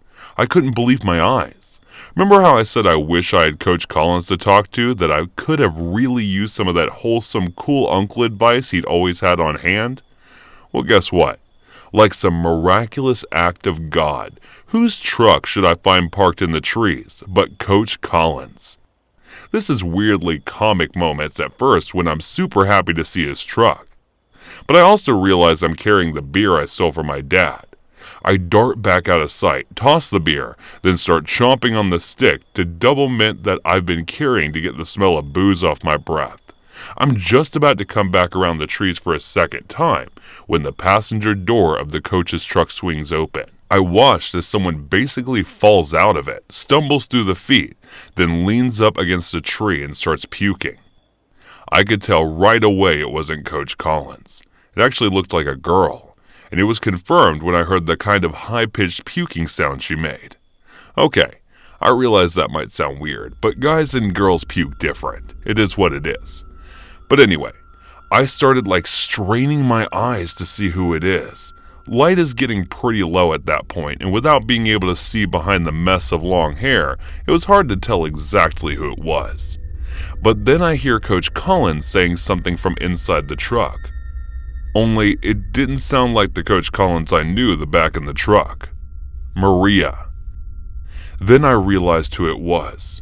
Maria and I had chemistry together. So I had spoke to her once or twice, and she'd been a cheerleader for the longest time until recently dropping out of her squad. Her dropping out of the squad had coincided with a decline in her GPA and an overall odd shift in her behavior. A bunch of rumors went around that ran the spectrum of patiently ridiculous to sinisterly believable, but the truth had remained in the dark. He had something was definitely having a negative effect on Maria. And there came a moment when I realized I might have just found out what that thing was. In among the trees, maybe 40 or 50 feet away, I watched Maria wiping her mouth before the coach yelled something at her from the driver's seat. "Don't make me tell you again, Maria. Get back in the truck." Maria seemed to be fighting back tears, like getting back in the truck was the last thing on earth she wanted to do. Then I literally can't believe what I'm seeing as she turns, tug on her jeans a little that buttons and close. I'm glad I don't have to explain the connotation of that because even after all these years later, the idea still makes my skin crawl. Only as Maria turns, I must have been leaning too far out from the tree I'm using for cover because there's this one horrible moment where we both just lock eyes for a second. I assume I'm busted, so I start edging away before breaking into a run back toward Cousin Street. As I'm running, I keep expecting to hear the truck revving its engine, either to follow me or take off to avoid being seen again. But nothing happens. I just run and run and run until I reach the Talbot Road bridge that led back to Little John and home. Once I was home and had calmed down a bit, I started to wonder why I ran in the first place. I know it sounds horrible. In retrospect, the way Coach was talking to Maria should have told me everything I needed to know. There was a lack of empathy that she was vomiting, not to mention the question why she was vomiting in the first place. But I was young, scared, and embarrassingly drunk off of one beer, so I tried to rationalize. I didn't even really see Coach Collins, and it's possible that someone else in the area owned a truck the same model as his. Sure, the voice sounded like him, but that didn't mean it was. Besides, if something shady was going on, surely Maria would have told me since she'd seen me and all. But thinking of it, had she seen me? Maybe I just imagined she had.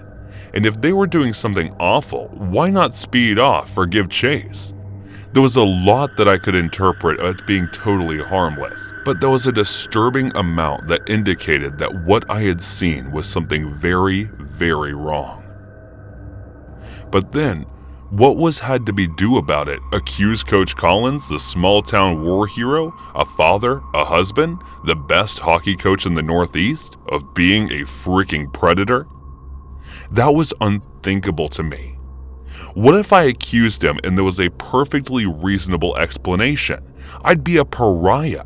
I wouldn't be able to show my face around town, let alone at hockey practice. The same hockey practice I love had and he coached?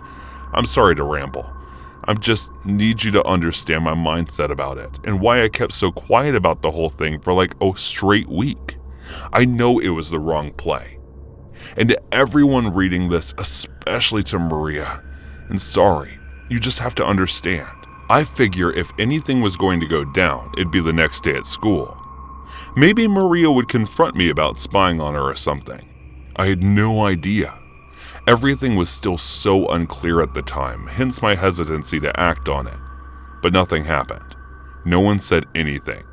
Coach Collins passed me in the hallway and just said morning like he normally did. I tried to act normal about it. I tried to push it all way in the back of my mind. But I've never been very good at hiding the way I feel. I know people noticed the change in my attitude. Mother weekend, my mom was asking why I was being so quiet. I told her I was just tired, but I guess it's because it's the only thing I wanted to talk about was off limits. I especially couldn't act the same around Coach Collins, and it was only when I went to check out his truck after school that I got any sense of reassurance. I noticed that there was this big support our troops sticker on his back bumper, something I didn't remember seeing on the trunk in the woods that day. But as much as I tried to ignore it, the fact remains that I simply may not have noticed it at the time, because understandably I was very much distracted by other events. But still, I kept my mouth shut, and actually took a few more days before I actually did anything about it. The day I broke was exactly a week after the event for 7 nights straight. All I thought about before I drifted off into an uneasy sleep was the possibility of Coach Collins being the voice in the truck, of how if he was doing something seriously evil to Maria right under the noses of everyone in town, then I had to do something about it. I wouldn't be able to live with myself otherwise. So I decided to approach Maria. I couldn't just ask who she was with promise to keep my mouth shut and live with the consequences. I didn't have to drop Coach Collins' name, and I could just gauge her reaction to the question.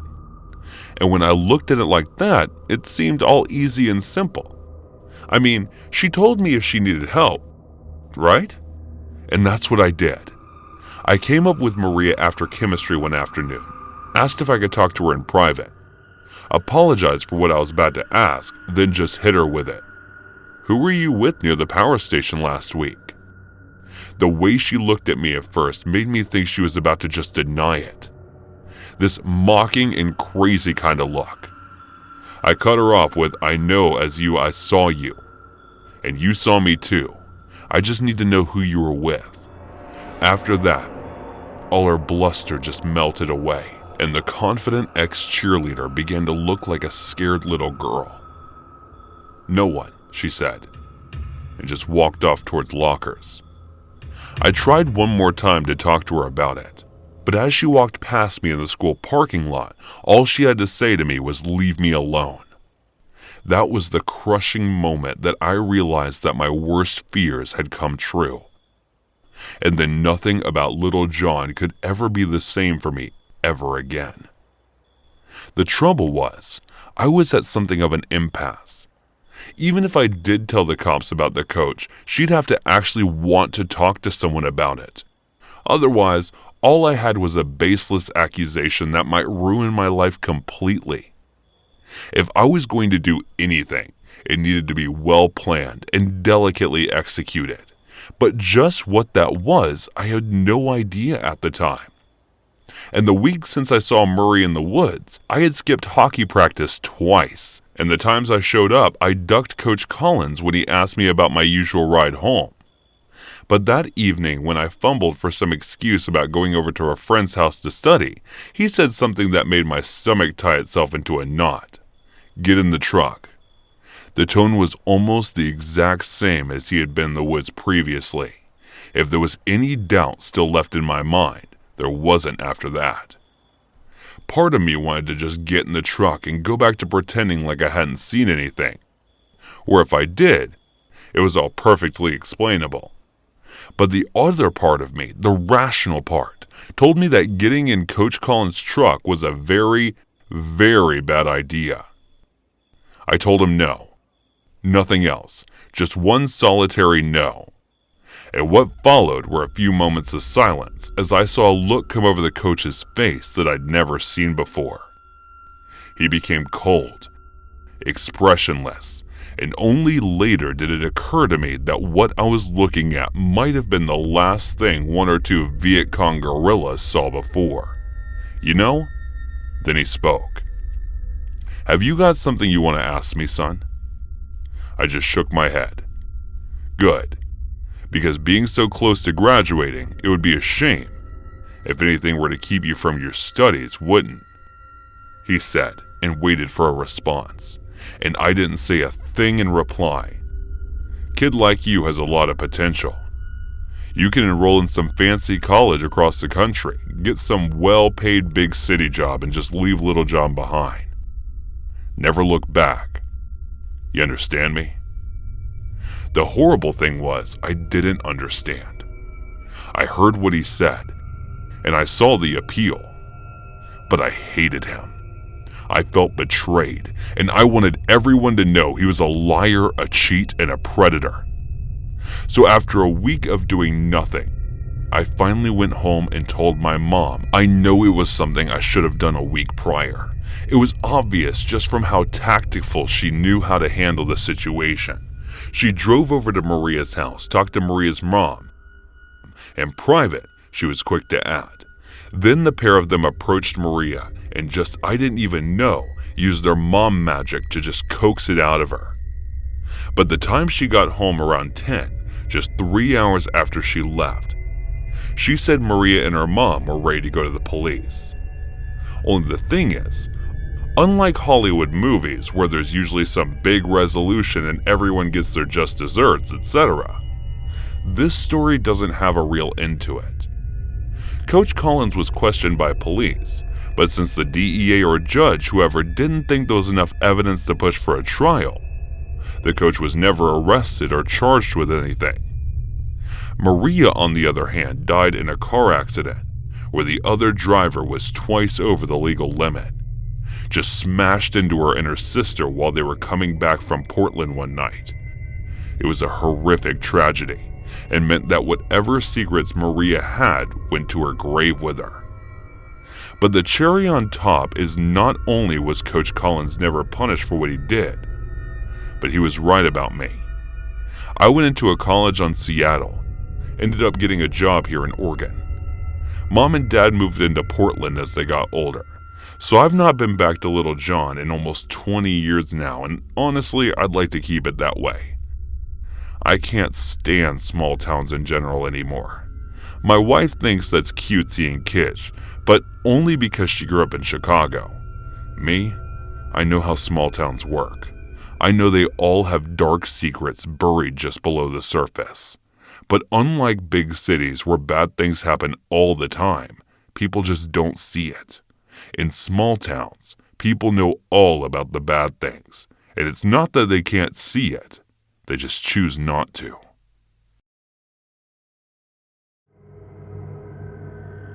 My father used to work with MNC, and he is often out on trips overseas, and it just gets easier for me to fool around since me and my father are the only ones at home.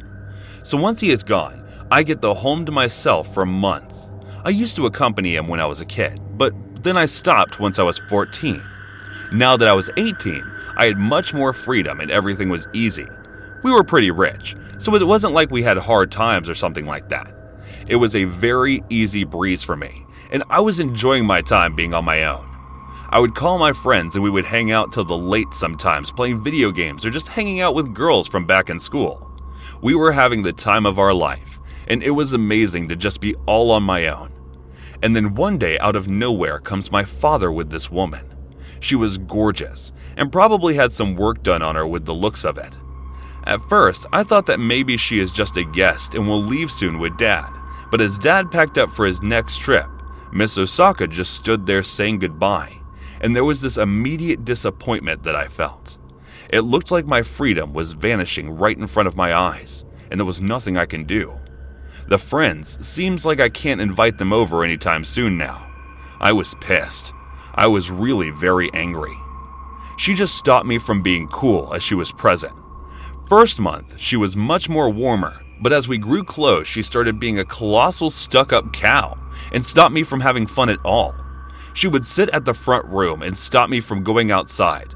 And first, I thought it was just some naive cultural thing. But sooner, she would be aggressive and stop me from moving at all. Her soon not-so-scary-looking actions became hostile as her stays became frequent. She would go on with the father sometimes, but sometimes she would just stay and make my life a living hell. And then the day came when she married my father and made my life officially a hell. And then I had to make a decision that I have to leave the house and move out in my own place. I told my father the plan. At first he agreed and decided that he will help me out. And then later, upon discussing with my stepmother, he refused. Stepmother won't let me out. She wanted me to stay with her. She was trying to control everything from the finances to all of us. I was adamant, and I did the move out all by myself. And then I was coming back to get my old stuff, when she got closer and bashed my head. And then I woke up and saw myself tied to the chair. I was surprised, angry, and in shock all at the same time. I screamed, and then told her that she had gone completely crazy, and then she just shouted at me, "I need my family close." I mean, having a caring stepmother would have been good, but a crazy, obsessive stepmother who won't let me leave. She kept me tied there for around 3 days, and would feed me with her own hands, and she was completely a psycho mother. And then a week later, I woke up to see my dad tied too. I jokingly said, "Welcome to the party," and then he just instantly regretted every moment with that psycho. I knew what she wanted, and then I said, "Let's have a family dinner with Mom." And as I said, she just started crying and then hugged me and untied me and my father and said, all I wanted was to be a family and be loved. And as she did that, I couldn't help but feel bad for her and probably all the trauma that she must have gone through. But still, she was a psycho. So I tackled her and pinned her to the floor, called the police, and did everything to get her arrested. Took us months to move on. My father just won't date a woman anymore. And I guess it is for the better for me and for him. I did eventually move out in case he decided to do that all once again.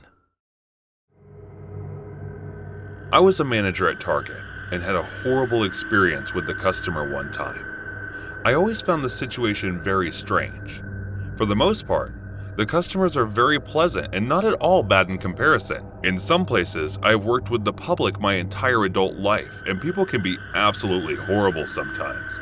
But they are a little bit better at Target.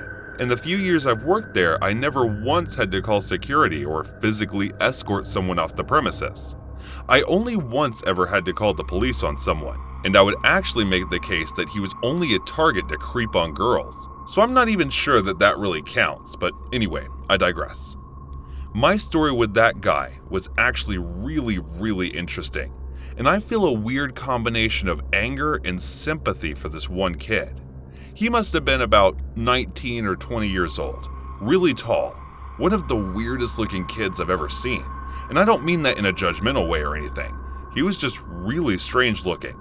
It probably made life for him really difficult, so I can at least understand where he was coming from when he did what he did.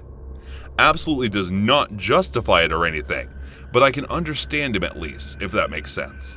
It all started on a usual afternoon. I had just gotten off the phone with corporate, and if you're wondering, yes, it's always a nightmare. I was looking forward to doing some inventory checks and whatnot for the day. The store had been awfully busy that week. I had a customer who wanted to speak with me. I went out to talk with her, and she told me about an employee who had been inappropriate with her. I guess one of our people was helping her decide on clothes and was standing a little too close to the dressing room door. Honestly, she struck me as a drama queen.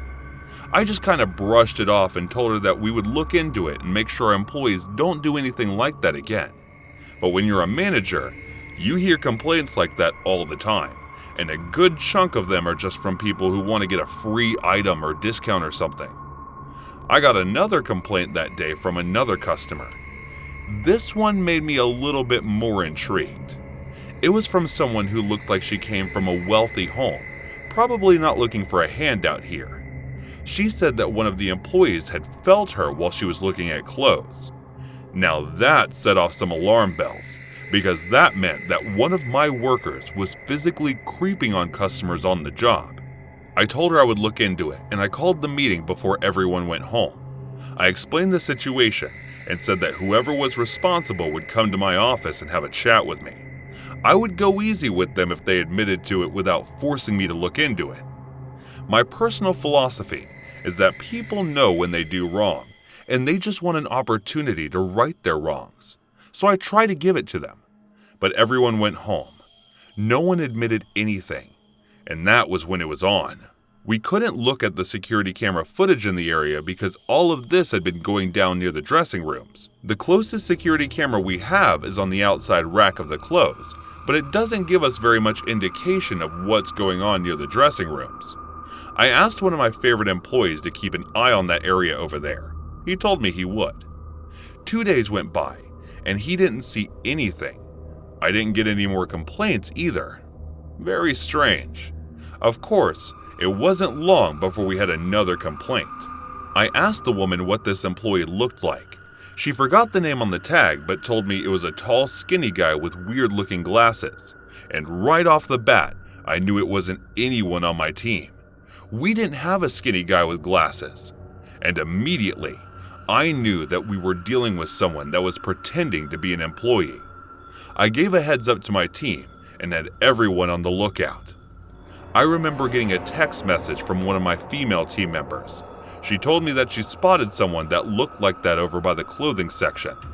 I immediately went over to look around, but before I did, I made sure to put on my jacket around my uniform. That way, I wouldn't be obvious that I was a manager looking to bust this guy. I spotted this kid, stood out like a sore thumb. At first, I was worried that it would be dealing with some middle-aged creep. I felt kind of bad when I realized that this was some high school college kid being a weirdo. He was wearing what looked like a Target uniform. If you look closely enough, you could tell it was fake, but I guess the average customer doesn't really know the difference. I walked over to him and asked to see him in my office. The look of terror on his face washed over him in that moment was unforgettable. He wasn't trying to run or anything, and I brought him in and sat him down. From what I could tell, he was an otherwise good kid. He was going to local community college, had good grades, went to church, the whole 9 yards. I asked him why he was doing this, and he said it was because no girls in his college would date him. I tried to explain to him that being a creep to strangers by impersonating a Target employee is not the answer. I told him that I could call the police and have them arrested for what he was doing. I told him I wouldn't though. I know having something like that on your record can really mess your life up, and I wanted to give him the benefit of the doubt. After all, he hadn't done anything horribly bad in the store. He seemed like he got the memo. Well, he didn't though. Must have been 2 or 3 months later, and I got another report about something like that. Apparently, this woman was looking for a new sweater, and a Target employee kissed her on the cheek. My mind jumped to the only thing I could think of, and I called the police. I was willing to give him the benefit of the doubt, but he had dug his own hole here. He was in the same area, doing the same thing as before. I don't know what happened to him after the fact, but what I can tell you is that one of the cops recognized him.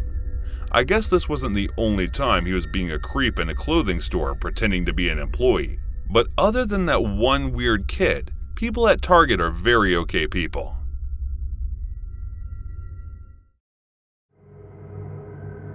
I grew up in Ohio in the 70s, and me and my childhood friend Joe were outside all the time we could manage it. Joe lived on a farm that bordered a pretty big forest, and my parents would drop me off in the morning, and we'd stay in the woods all weekend. We'd only come out for school. We loved pretending we were frontiersmen. We'd build shelters, traps, practice making fire with sticks, the whole 9 yards.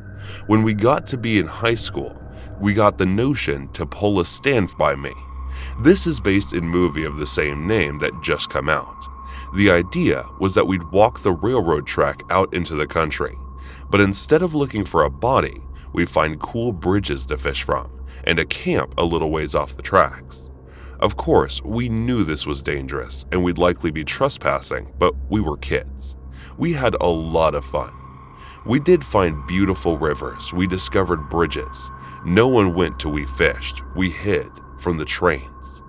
At night, we camped in the woods just near the tracks and made small hidden fires. Nothing bad ever happened. It was idyllic. In fact, it was so fun. We did it multiple times, never had a problem. After high school, me and Joe went our own ways. We both left home, but always stayed in touch and always tried to coordinate visits so we'd each see each other occasionally. Well, one summer in the mid-90s, it worked out that we were both in town for about a week. We do stuff with family in the day, and at night we'd either catch drinks at a bar or sit outside Joe's house around a fire and talk about the old days. One night, Joe and I got to talking about our Stand By Me trips. Bellness bills your beer, a heck of a mix. Soon, we decided to take a day, walk the rails camp one night and walk home. The day came. We started out early morning. We had my wife drop us off in our old spot where we used to start right outside our hometown. She thought this was absolutely crazy and made sure to mention it. When she pulled away, Joe suggested that instead of walking the usual route, we take the opposite direction just to be adventurous. We knew the land well, we had a map, so I gave her sure, and off we went. Day was fun and little sad, but in a good way. We found a bridge and sat on the edge, smoked a joint and moved on. We had no fishing gear, but we brought some canned food and other stuff. Before night started to set in, we picked a spot to camp. It was a thick forested area, trees on every side of the train tracks, so you felt like you were in a tunnel.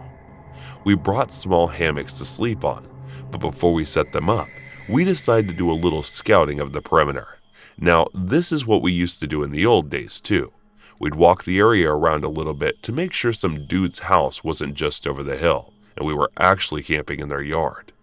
We walked maybe 100 or so feet into the woods and up a small incline. We figured if we didn't see anything from on top of this short hill, we'd be fine. But when we got to the top, we saw an old building down at the bottom, about 100 yards into the woods. It was barely visible. We pondered over what to do. We both assumed it was a sugar shack or something because they didn't appear to be a clear road into it. From where we were, there didn't look to be anyone in it either. All was quiet. No movement could be seen. No lights. We decided to walk a little closer just to make sure. We came down the hill very slowly, and as we neared the building, we saw it wasn't a sugar shack at all. It was an old church. It looked like it had been abandoned for years. It was a squat, sagging building whose wooden planks were almost black from years of moss and rot.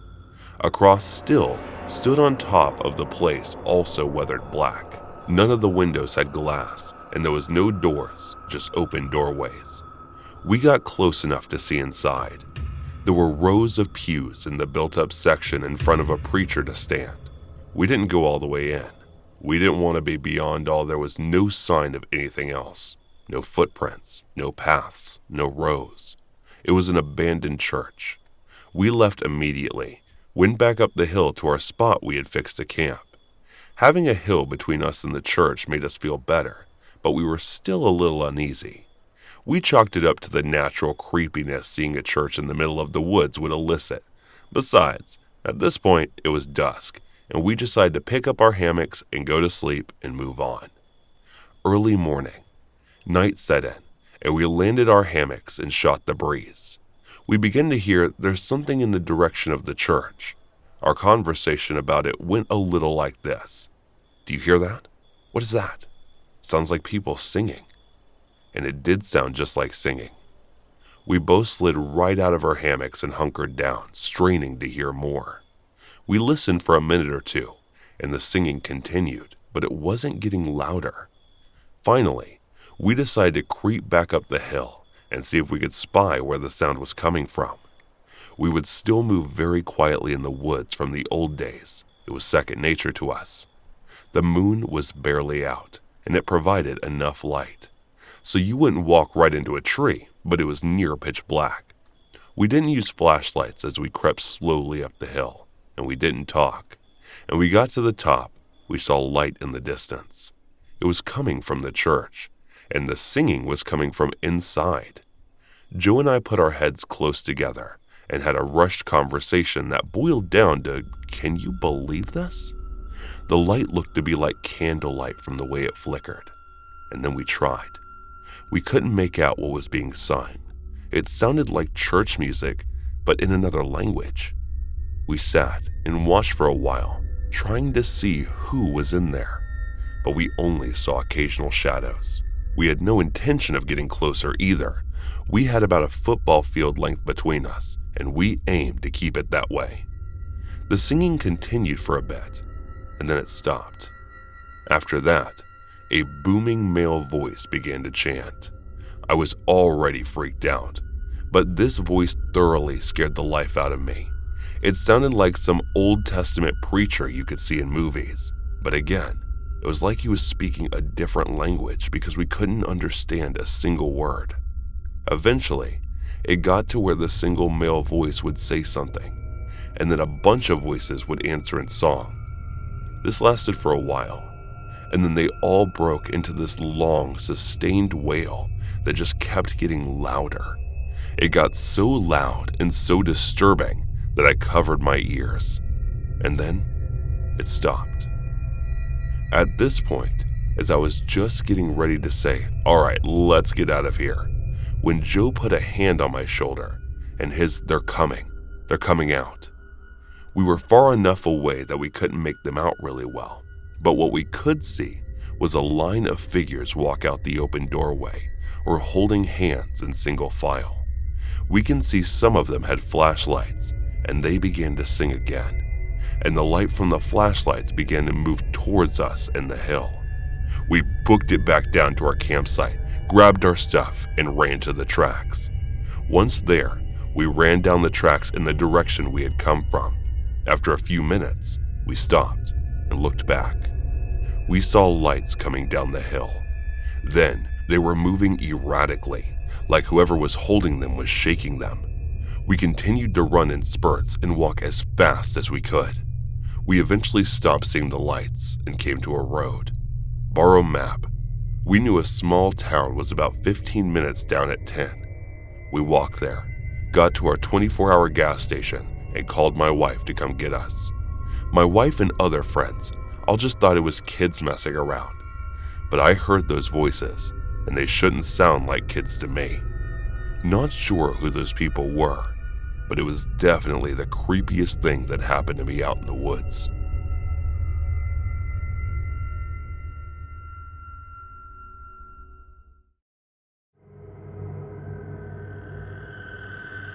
Many of us will be familiar with the Bloody Mary urban legend, the idea that if you look into a mirror and say her name a certain number of times, the malevolent phantom known as Bloody Mary will materialize to murder you.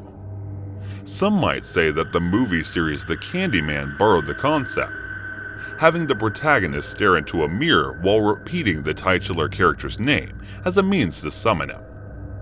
It's certainly a terrifying trope. The idea of staring into a mirror only for someone or something to suddenly appear behind you. It's enough to make even the bravest of us shiver. But no one's ever just appeared out of someone's mirror to merge them, right? And those of you who wish to remain in blissful ignorance, I implore you, stop listening right now. But for the rest of you who don't mind being a little paranoid for the next couple of days, let me introduce you to the story of Ruthie Mae McCoy at around 8:45 on April 22nd of 1987. Ruthie Mae McCoy made a 911 call from the 11th floor Avett Department on West 13th Street, Chicago. After the police dispatcher asked Ruthie what manner of assistance she required, he found response to be incredibly perplexing. And in fact, Ruthie told them that someone was trying to get into her home via the bathroom cabinet. They want to break in. He asked from where they want to come. "Through my bathroom," Ruthie replied. "I'm on the other side. They're trying to reach in through my bathroom cabinet."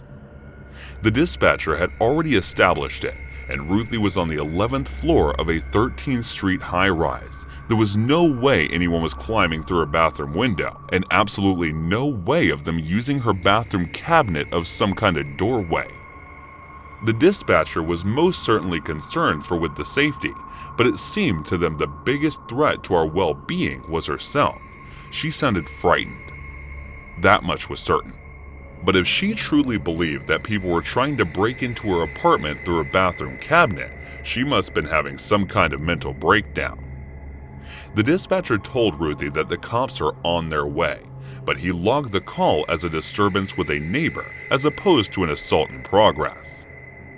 It wasn't a high priority call, but the cops would get there eventually to check up on her. And the cops finally arrived at Ruthie's apartment. They knocked on the door but received no reply.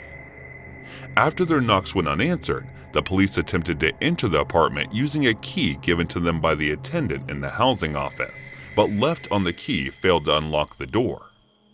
The next evening, Chicago PD received a call from one of Ruth, his neighbors, who was worried about her whereabouts considering she had seen police at her door the night before, and still had not seen Ruthie. Chicago police and Chicago Housing Authority security guards arrived back at McCoy's apartment shortly after, and after the knocks and calls from McCoy went unanswered, officers suggested breaking down the door, but unbelievably were prevented from doing so by the CHA security guards, who told them they'd sue the city for damages if they got fired from their jobs.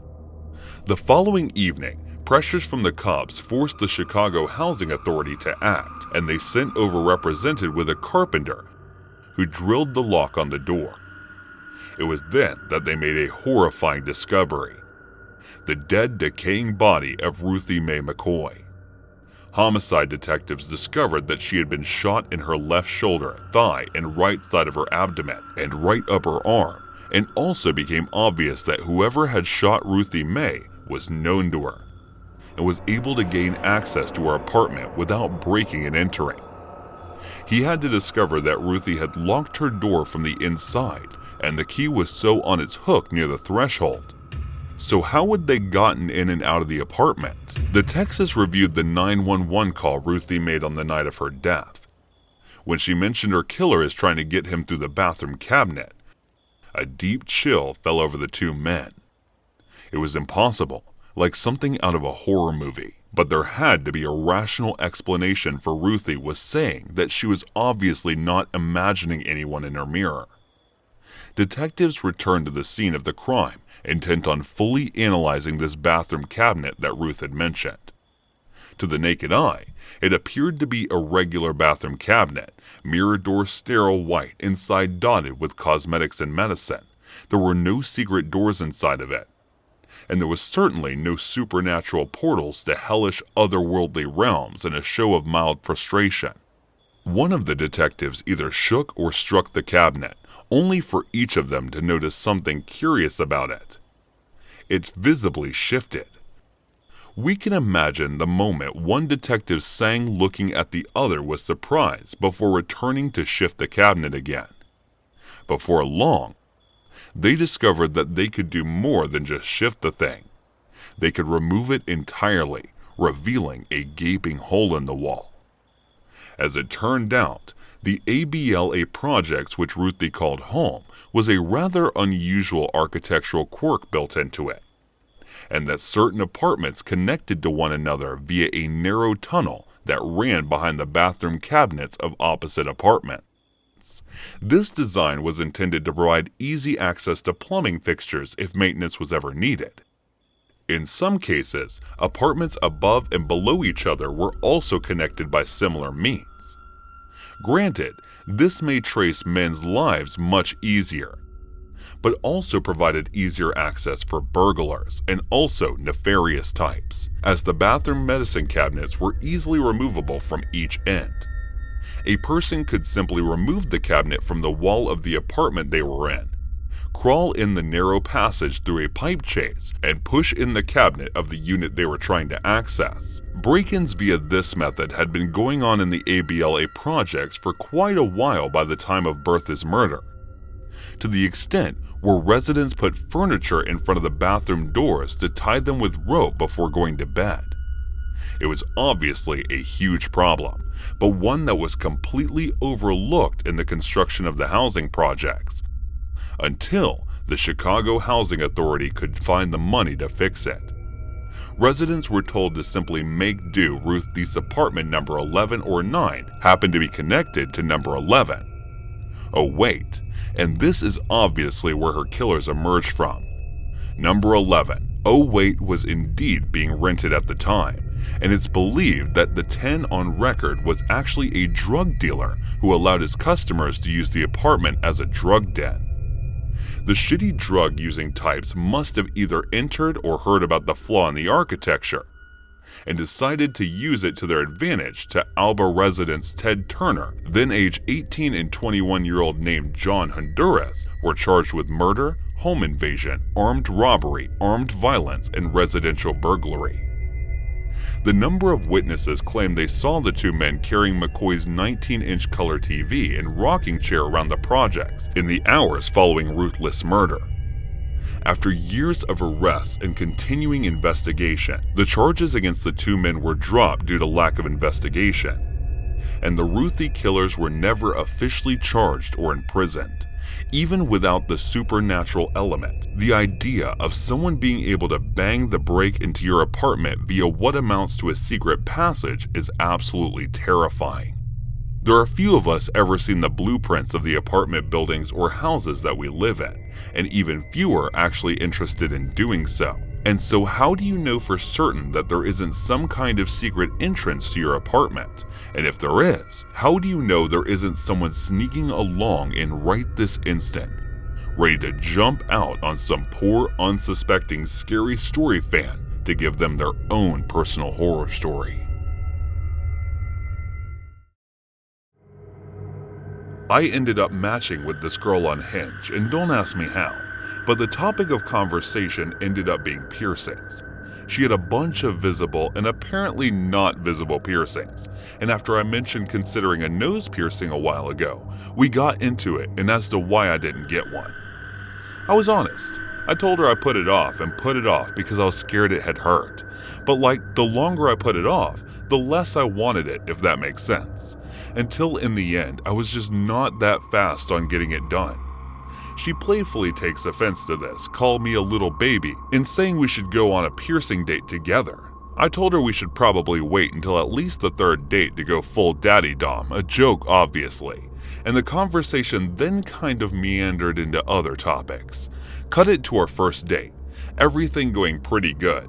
We get beer and wings, we're getting on well, and then she says she has a surprise for me. I'm pretty stoked at the idea. I couldn't possibly guess what it was, but if she'd brought me a gift or something or somewhere cool to take me, I thought that was pretty thoughtful. Anyway, ask what it is, and she says she can't show me in the wings place. I have to wait until we get outside. Kind of mysterious, right? And that only makes the anticipation build and build until the time we finally do get outside. And I'm incredibly excited to see what she's got in store for me. So like I said, she had a lot of piercings and was kind of like a punk chick in general. There is little context for the fact that she had this cut-off denim jacket on with 3 or 4 safety pins running through one of the collars. She takes one of the safety pins and fastens it, and before I could even ask her what she was thinking, she rams the sharp of it through both, I repeat, both of her nostrils. "See? Doesn't hurt at all," she said, as all this blood starts trickling out of her nostrils and down onto her lips. Now you've got no excuse not to. No matter how much I insisted, this girl was determined to pierce at least one of my nostrils and went from a playful "ha-ha, no thanks" to me physically resisting her and even telling her to get off of me. As you can imagine, this caused quite a scene as she legit looked like she'd been punched in the mouth. And now we're having a full-on shouting match right about the time she screams, "What's your problem?" I realize there's an actual crowd gathered, and a lot of the crowd seems to think that the girl's mouth is bloody because I hit her. Now, let me make it clear, even when I'm trying to keep this girl from shoving a piece of metal on my face, I didn't get physical with her at all. The most I did was grabbed her wrist and kept it away from me. Because even if she was only joking around, all it would take after a few beers would be a slip or a trip. Or why am I even justifying this? Don't put pieces of sharp metal near the other person's faces and expect a good reaction. But anyway, this little crowd started forming, and most people are concerned with the girl if she needed 911, calling for a mouth helpful stuff or accusation stuff. But on the other hand, there's a few dudes circling me like, "Did you just lay your hands on her, bruh? Think you're tough hitting on a lady like that?" And after all that kind of stuff, I obviously fire back by telling them it's none of their business. But as soon as the words leave my lips, I realized that although it wasn't any of their business and it wasn't what they thought it was, if anything, mind your own business just confirmed that I was some woman beating POS. But the worst thing when it became obvious when I was being accused of the girl, then so offended by my piercing rejection that she did absolutely nothing to reassure anyone that I hadn't hit her. The last thing I did before I had to just flee the entire scene was look over to her like, "Really? You're like this?" And it turns out she was. Because what else would you want to call a girl that turns a perfectly nice date into a potential lynching in the space of about 10 minutes? If those dudes had caught up to me, or if they weren't so drunk or hadn't been as athletic as I was at the time, I'd probably have had my head bashed into the sidewalk, and there's a decent chance I wouldn't have the brain function to even be writing this. So please be careful with the kind of people you're meeting up with on dating apps. I think one of the coolest things promoted with them as the whole video dating thing that's introduced during this whole pandemic thing. I mean, not so much because they're corona compliant or whatever, more because I feel like you get a much better idea of someone's personality that way. And if I had done that with Piercer Girl and got a hint of how intense she was, I might not have been so quick to take her out. And taking her out not only led to the single worst date I've ever been on, but also one of the scariest nights of my entire life.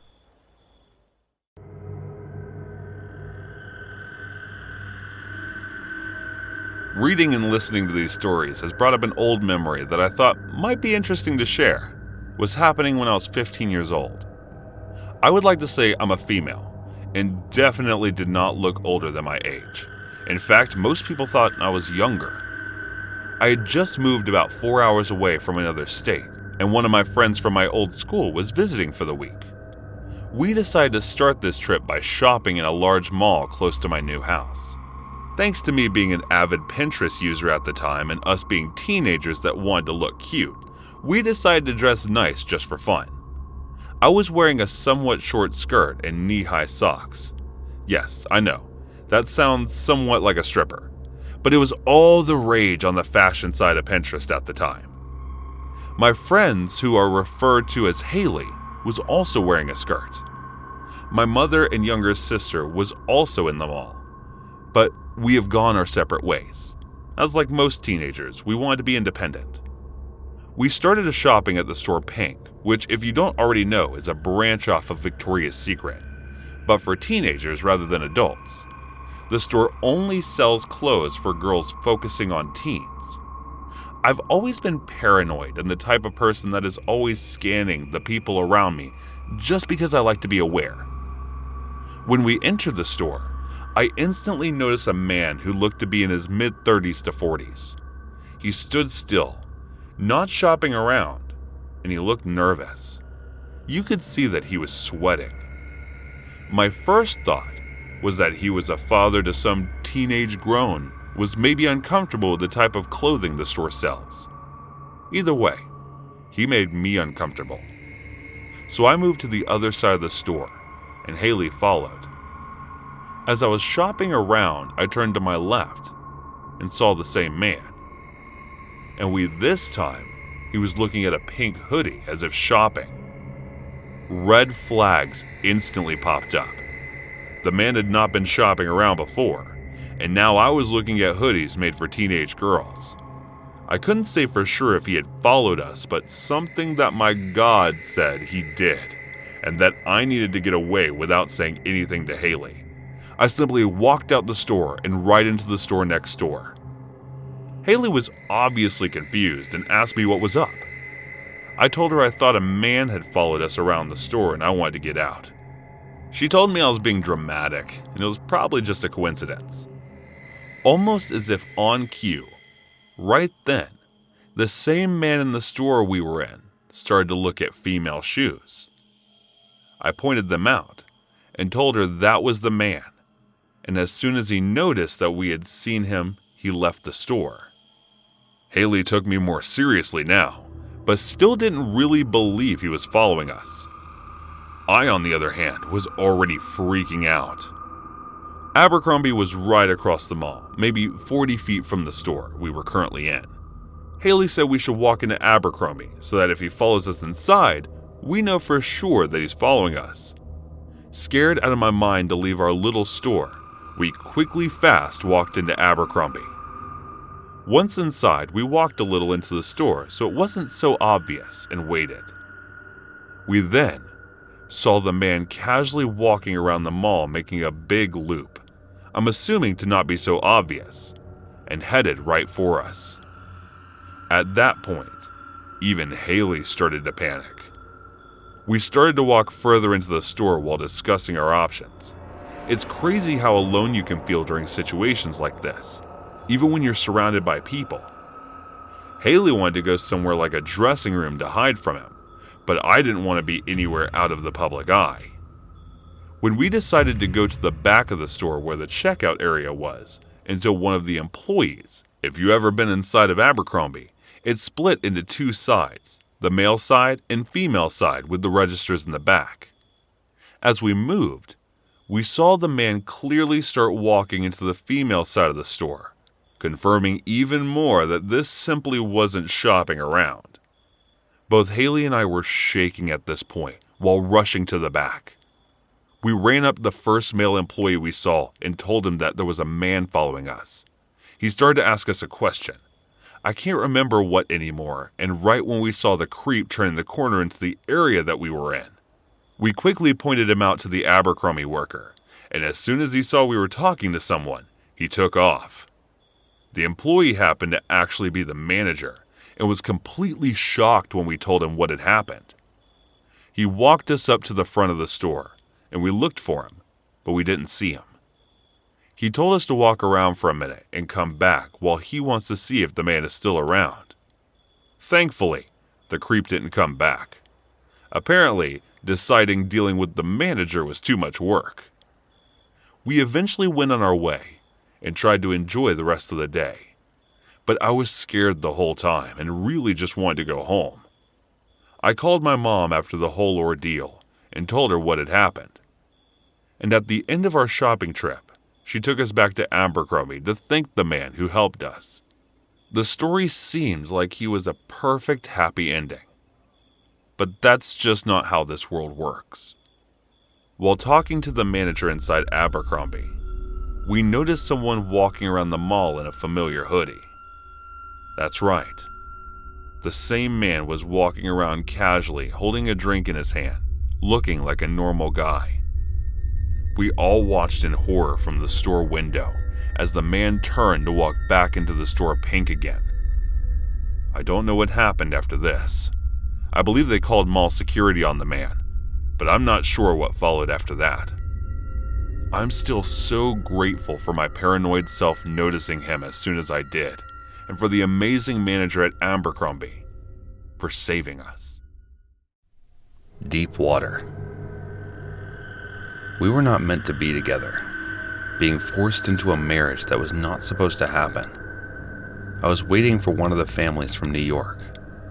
I was an accountant, and I used to look at books of all the businesses that the Giovannis had.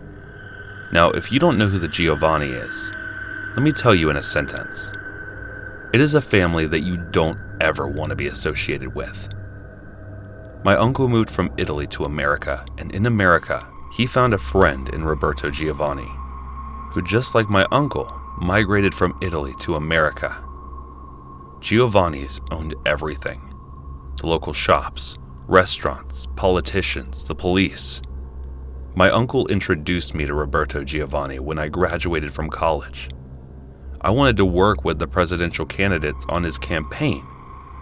But then my uncle said, "Look, you can either work with the pricks, these politicians, or you can work for someone who puts them in his pocket and owns them." I wanted something better, so I went with my uncle and met Roberto. He was tall and built-up Italian. He patted my shoulders and, with probably a Cuban cigar in his mouth, said, "So this is the kind you've been talking about, Romano?" And my uncle replied, "Yes, Roberto. He's a good kid. Good with numbers. He knows stuff." And with his hands gesturing even more, "You know stuff, papers, laws, you know," Roberto replied. "All right, Romano. Take him to the business room. Explain to him what we do and what we want to do with our money." Then he gestured to me and came closer and said, "Also, hey kid, come over here." He took a bunch of $100 bills in his hand and said, "Buy a suit, all right?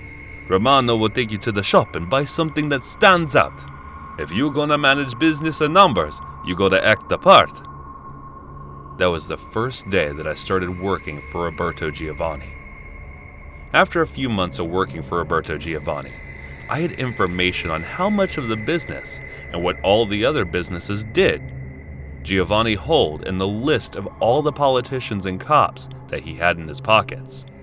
I became the main man of the operation and kept all the numbers in every detail. We were more like a family than a workplace. Roberta had a wife and 2 daughters, Talia and Rafina. Rafina was supposedly the wild one, and the one who could hold a grudge. She once got one of her lovers beaten up real bad because she saw her talking with some other girl. Don't even ask me what happened to the girl. She was batshit crazy, and I stayed the hell away from her. Talia, on the other hand, was quiet and probably was born in the wrong family. As years passed on, I had a strong hold on every information I had on the Giovannis, and now Roberto trusted me with everything. October 12th. It was a Monday morning, and it was raining as it has never. The streets were flooded with the overflowing sewers, and nothing but scum skimmed over those streets. I ran towards the house, and outside it was Roberto, drenched in rain, waiting for me as if his life depended on it. "Hurry, kid. I've been waiting for you. Where the hell have you been?" I replied, "The roads are blocked with scum water." And he held me by my shoulder and brought me closer. "Hey, kid. You're a wonderful kid, all right? And you will help me do these papers so much better. Now I am saying this because I like you like my own son, and I want you to know that the next thing that comes out of your mouth will decide your future." I looked at him, confused and clueless, and then he said, "I'm going to marry you to my daughter. Now I really would have liked you to marry Talia, but it's Rafina who you're gonna be with. Don't ask me why I'm doing it. Just remember, with one yes, you'll be taking over everything." He married Rafina because he was scared that she might actually end up screwing the whole family over. Now I was the family, so all the business was open to me, and I was taking care of everything while Rafina was being a reckless woman, spending everything, and making it impossible for all of us. Our marriage was good. We barely fought, probably because we didn't care enough about each other or the marriage. So the primary years of our marriage went on to understand each other, but there was none. Soon, the petty quarrels of the married life started, and Rafina always made sure who her father was. There was no way I could have won any arguments. She would always bring up her father and threaten me. I didn't care much about them because I knew Roberto wouldn't care. But one day, when me and Uncle Romano were out doing a business, Rafina went to her father and complained that I hit her, even though I didn't and I was out of town. I came back and Roberto called me in. "Hey kid, come in. How's everything? You feeling good? Rafina treating you good?" I chuckled and I said, "Yeah, she can be a handful sometimes." Roberto looked at me and said, "Now Rafina came to me and said you slapped her." I objected in between, and he injected and continued, "Wait, I know you didn't. You were out doing a job I sent you to. I know it. But the thing is, my daughter, she's got the habit of having everything, and now it's too late to correct it. I just want you to know, I don't have any hard feelings for you. I love you, and you're my son, all right? Stop calling me Mr. Giovanni, and call me dad like Rafia does, okay? Completely confused by this conversation, I started heading back to my home, and I was pretty tired from the trip.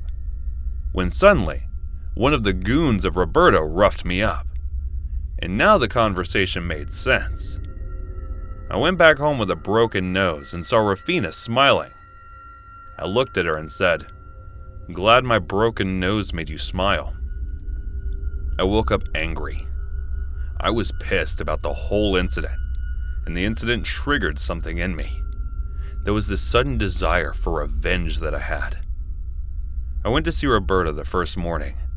I went and he welcomed me and asked me while laughing, "What happened to your nose? You're an alright kid. I'm sorry. I got to make my daughter happy too. And also, I got you both tickets for Italy. You live in 3 days." And that was it. That was my limit. I was done being controlled by a scum of a family. So I decided to take my revenge on them. I had 3 days to arrange everything. And so I packed up all the papers and all the documents. It was all a strong evidence against the family, and I gathered them all and went to the feds. I knew which one to go to. Every cop and politician was under the payroll. I had them on my list. This was a very big catch for the feds, and I did not want any part of it. So I told the feds what I wanted to do. 3 days later, I and Rafina were on a boat in Sardinia, Italy. We were getting ready to head to the sea to watch the dolphins. As soon as we entered the deep waters, we could see the dolphins emerging, and I saw her eyes sparkling. For a minute, I looked at her, and there was this rare innocence in her. But I was definite about my goal. I took out my phone and called her father, and gave the phone to her. She refused, but then I said, "This could be the last time you talk to him." She snatched the phone from my hand, all confused, and turns out it was the last time that she talked to him, in the middle of the sea, in the deep waters. She found out that her dad was shot by the feds. They wanted to bring him in, but he wasn't ready to give up. She was devastated, and came in close and hugged me. I stood there for a second, and then she asked me, "Who would do such a thing?" As she was crying and holding me, I stepped back and broke the hug. I looked at her and smiled. It was me. I made it possible. I almost kind of knew the old man would panic, but really, the feds? He thought he could outrun the feds. He was way over in his hand. Well, God rest his soul in hell. She was furious, and as she tried to charge on me, the 2 men in the boat held her. I hired the men to make sure that she doesn't act the way she is. She looked at me. "Why would you do it? You're a murderer." I looked back at her and I chuckled. I did not murder him. He was killed because of his actions. He was a piece of shit. Do you know how many people has he killed or got killed? Because I know. I have their names. So, good riddance. Now her tears were all settled. So she looked at me and asked, "Who helped you?" And I looked at her excitingly and said, "Wouldn't you like to know?" And then I told the men to tie her up, and they did exactly what I said. They tied her up, and she was sitting down on the corner of the boat. Soon, another boat came in, and we all boarded the other boat. She was still sitting in the corner with her hands tied, and the boat was empty. It was just her, in the middle of the sea, in the deep waters. Now, I could have just killed her, but I wanted her to suffer. The boat had a bottle of water and supply that would last her 2 days. Now I gave her a choice, to come back with me and live like normal people doing normal things. Or she can act like the tough gangster daughter she is and try to make out of the place on her own. She was stubborn, so she chose to stay back on the boat on her own. So in a way, I did not kill her. She probably did it herself. I came back a week later and took care of all the legit business Roberto had and married Talia. And for the next few years, enjoyed my life to its full extent. It has been 6 years since that incident, and today, I received a letter in my mailbox, a postcard from Sardinia that said, "Hey, husband."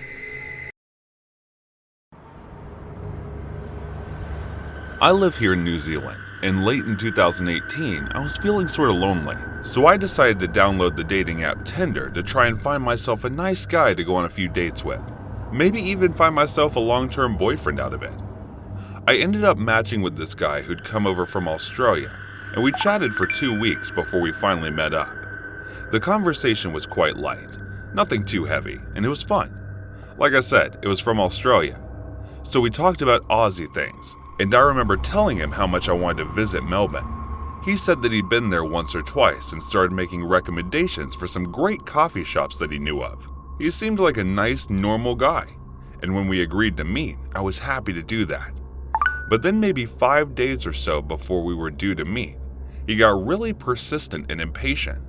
He would text me multiple times in a day, and if I didn't reply straight away, he would ask if something was wrong. I thought it was weird that he was being so clingy after starting off so confident. He kept trying to bring the date forward so we could meet up sooner and would totally forget. If I had told him I was busy on a particular day, almost like he wasn't paying attention or didn't care about what I had to say.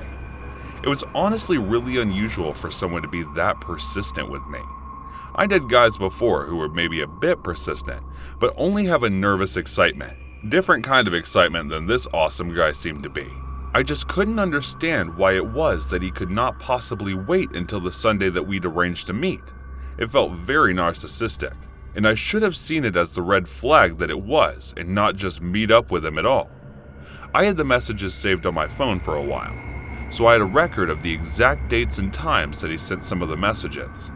So on the 2nd of December, he messaged me just after 9 a.m. saying, "Good morning, how are you?" And again about an hour and a half later. I didn't reply to the first message because I was asleep, but I think he took it the wrong way because he said it was fine if I changed my mind and didn't feel like going on the date. That was when I messaged him back and confirmed that I would meet him later on that day. We met up and went to a place called Revelry. It's a very standard bar, very popular, and lots of people go there, but it's definitely more of a nighttime bar. I had never drunk there during the afternoon or the daytime, but it was open. Seemed like it had a chill atmosphere, and he wanted to go there, so that's where we went. He was a bit bigger than the pictures on his Tinder profile showed, and it was obvious that he had put on a little bit of weight. He had big distinctive eyes, and he was very, very clean cut. I mean, like his clothes looked freshly washed and ironed. He was also very well groomed, obviously took good care of his skin and stuff like that. Like he was really good looking.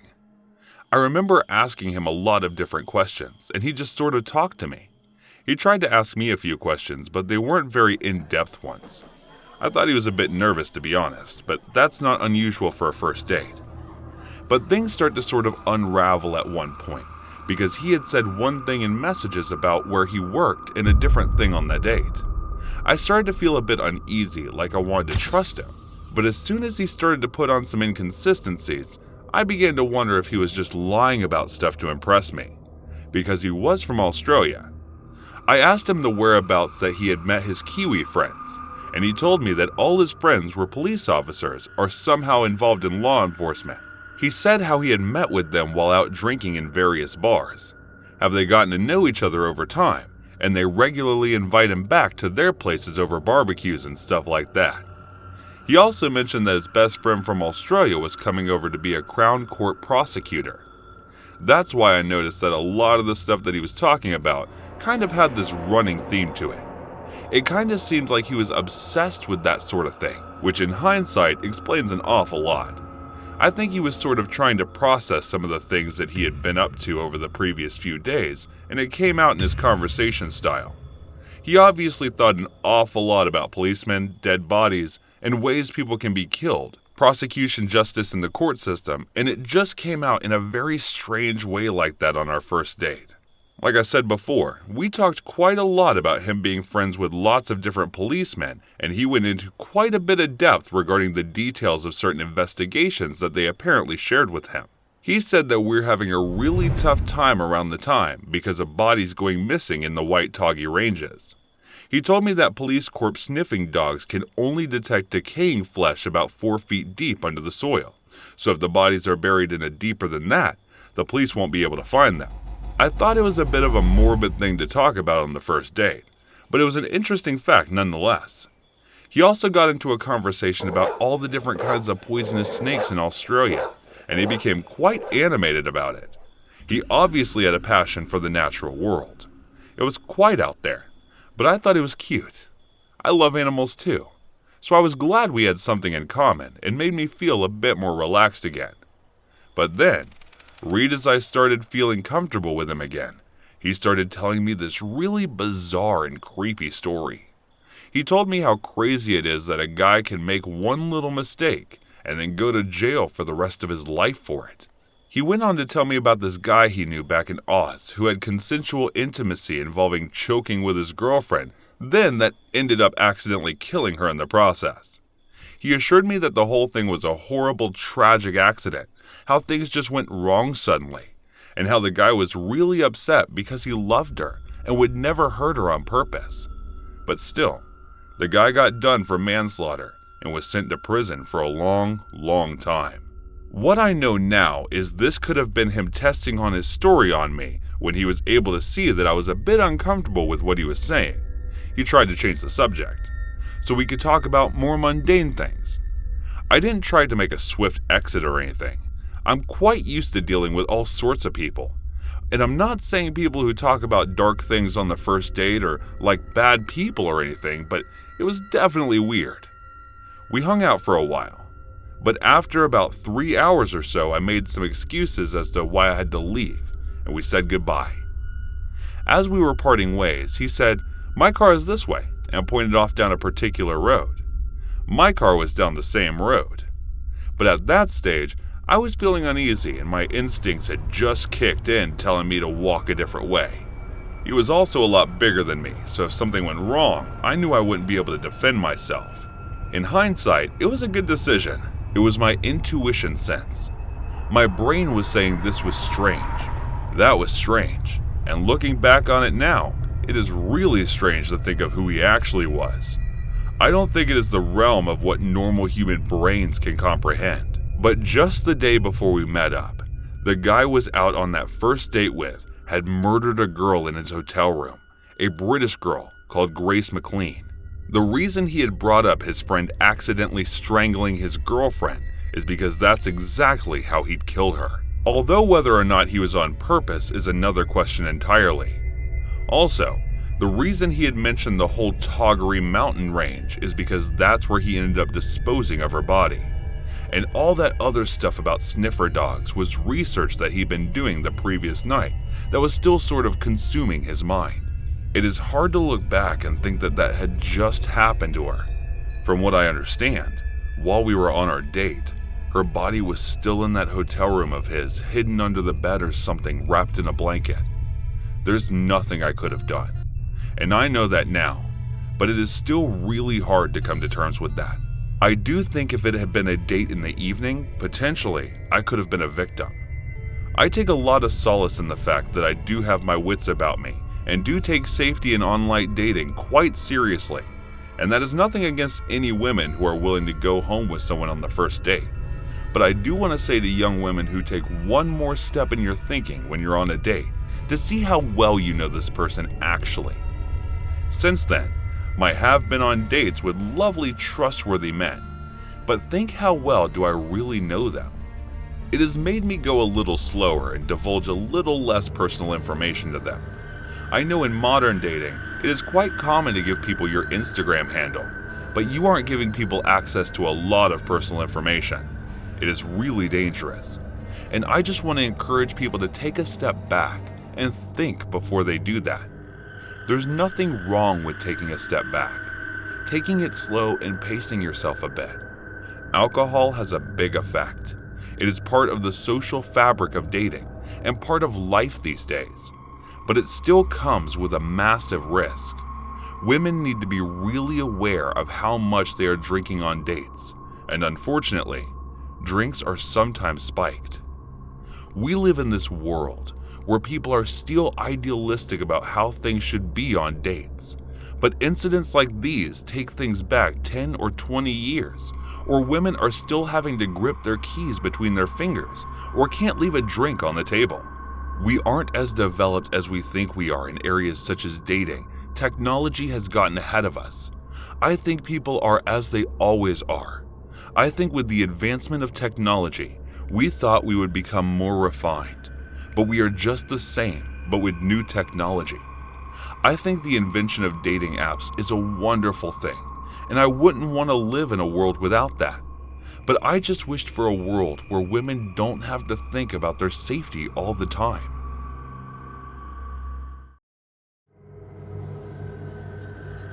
I've worked as a mall Santa for the past few Christmases now.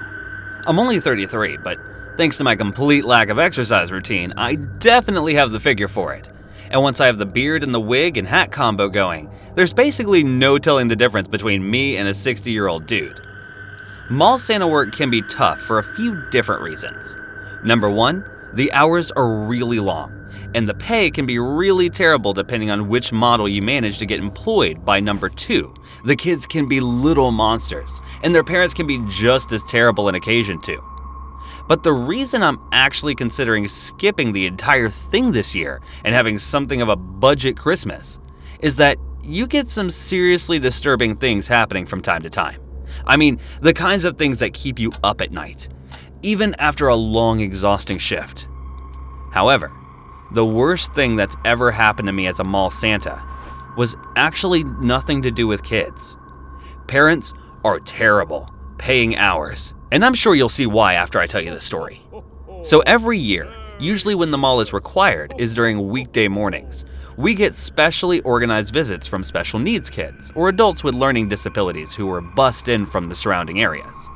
Pretty much every other mall Santa I've spoken to about this agrees that it can be one of the most rewarding parts of the job, and that the adults with learning difficulties are often even more excited about the prospect of meeting Santa. And some of the kids are literally the only downside is that some of them are so heavy that my thighs hurt after having like 50 in a row sit on my lap. But other than that, it's honestly one of the best parts of the job. Last year, I'm in the middle of one of the special sessions when I get this girl coming up and sitting on my lap. I say girl, but she was legitimately a grown woman looking like she was in her mid-30s or something. But she had a mental age of about 9 or 10. All smiles and giggles, way shy about meeting Santa again. It was cute as all get out. But the interaction was not so cute, and turned that way pretty fast. So, like I said, she's all giggles and smiles as she comes up to sit on my lap, and I give her the usual spiel asking her name, how old she is, if she's excited for Christmas, and all that stuff. Then when it comes to asking her what she wants me to bring her on Christmas Eve, she starts thinking about it, and smiling at first, before she suddenly gets super serious with a touch of sadness.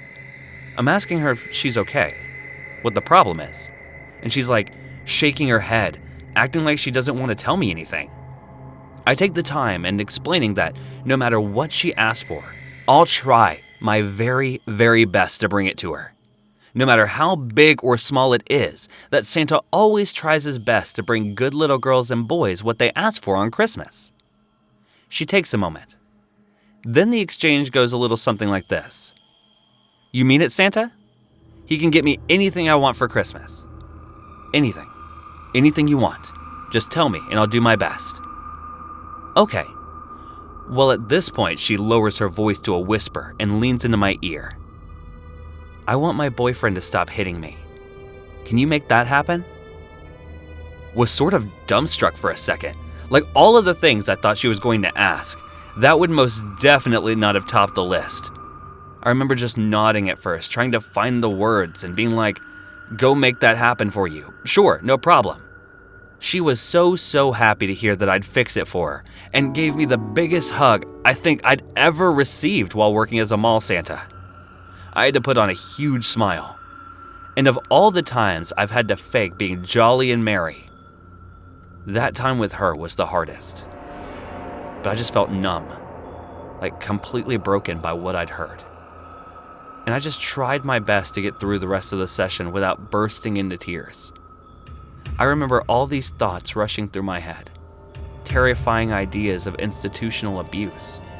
She said boyfriend, and that made it extra creepy. Like, sure, it could have been just another guy in her care group or something. Another adult with learning difficulties who she'd hooked up with somehow. But there was nothing to say that it wasn't a member of her care team that was like abusing her in a completely different sense. To not just physically, but, well, catch my drift.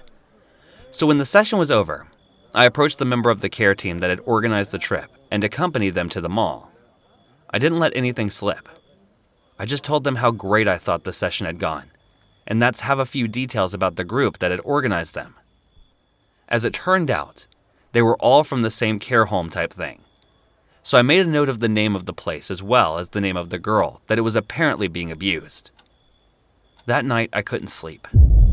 I just kept picturing some evil monster abusing that poor girl, taking advantage of their position to put some poor special needs woman through torture, then telling her that she'd be killed if she ever breathed a word of it to anyone. And here's where stuff starts getting even more intense. Now, I could have just called 911. With the info I had at hand, registered a general complaint, and then heard nothing back about it. A buddy of mine, had a cousin with the local police department, and not just some gumshoe B-cop either. They were a detective. It took some convincing, but I convinced my buddy to pass along their cell phone number so I could get in touch with the dude personally. It took a while, but I managed to get through to the guy who sounded pretty skeptical at first and seemed kind of irritated that his cousin had given me this number. But once I explained what the issue was, his tone changed completely. Now, I didn't find this out until way later from my friend, but his cousin had a special needs daughter who was probably going to have to either live with them for the rest of their life or was going to head into a group home at some point so she could have some measure of independence. So when I explained the situation with the special needs girl I met as a mall Santa, it obviously hit the guy right in the feels as the topic was so close to home. The detective tells me that he'll look into it. Thanks for letting him know. I get him to promise to tell me if anything comes up, and he says yes, and we hang up. And that was the last I heard of it for like a month. Then, maybe 5 or 6 weeks, I'd almost forgotten about the whole thing. Christmas was over the mall. Santa's job was way behind me, and I was back to working my regular hours as a self-employed mechanic. Then I get a call from a number that seems vaguely familiar, although I wasn't quite sure why. Turns out, it was my buddy's detective cousin, who reminded me of the tip that I'd given him about the care company. Of course I remembered, but by that time, I really didn't think anything would come of it. But oh, how wrong I was. The detective thanks me for the information, and although he told me he couldn't say too much, he told me to keep an eye out on local media outlets. The next thing I know, it's all over the local papers that there have been a misconduct scandal involving a local care company. I picked up a copy and read the story, only to find out that it's the very same one I had reported. The long and short of it is that the cops had uncovered endemic levels of abuse in the company, stuff that varied from financial discrepancies to straight-up physical abuse.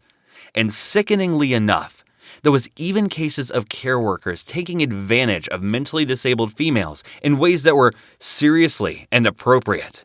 There were numerous arrests, with some of the sleazier and violent criminals looking like they were going to get years in prison for how long they so cruelly taken advantage of some of the most vulnerable people in society. It made me sick to my stomach to read about how some people could bring themselves to do something like that. But it was stopped. And I felt incredible that I'd actually managed to be a part of the chain of events that brought the whole thing crashing down.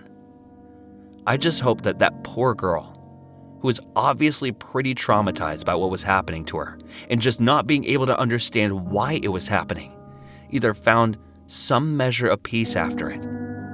And in a way, Santa did kind of bring her exactly what she wanted, even if it wasn't on Christmas Day. And that, ladies and gentlemen, is a thought that never fails to make me tear up.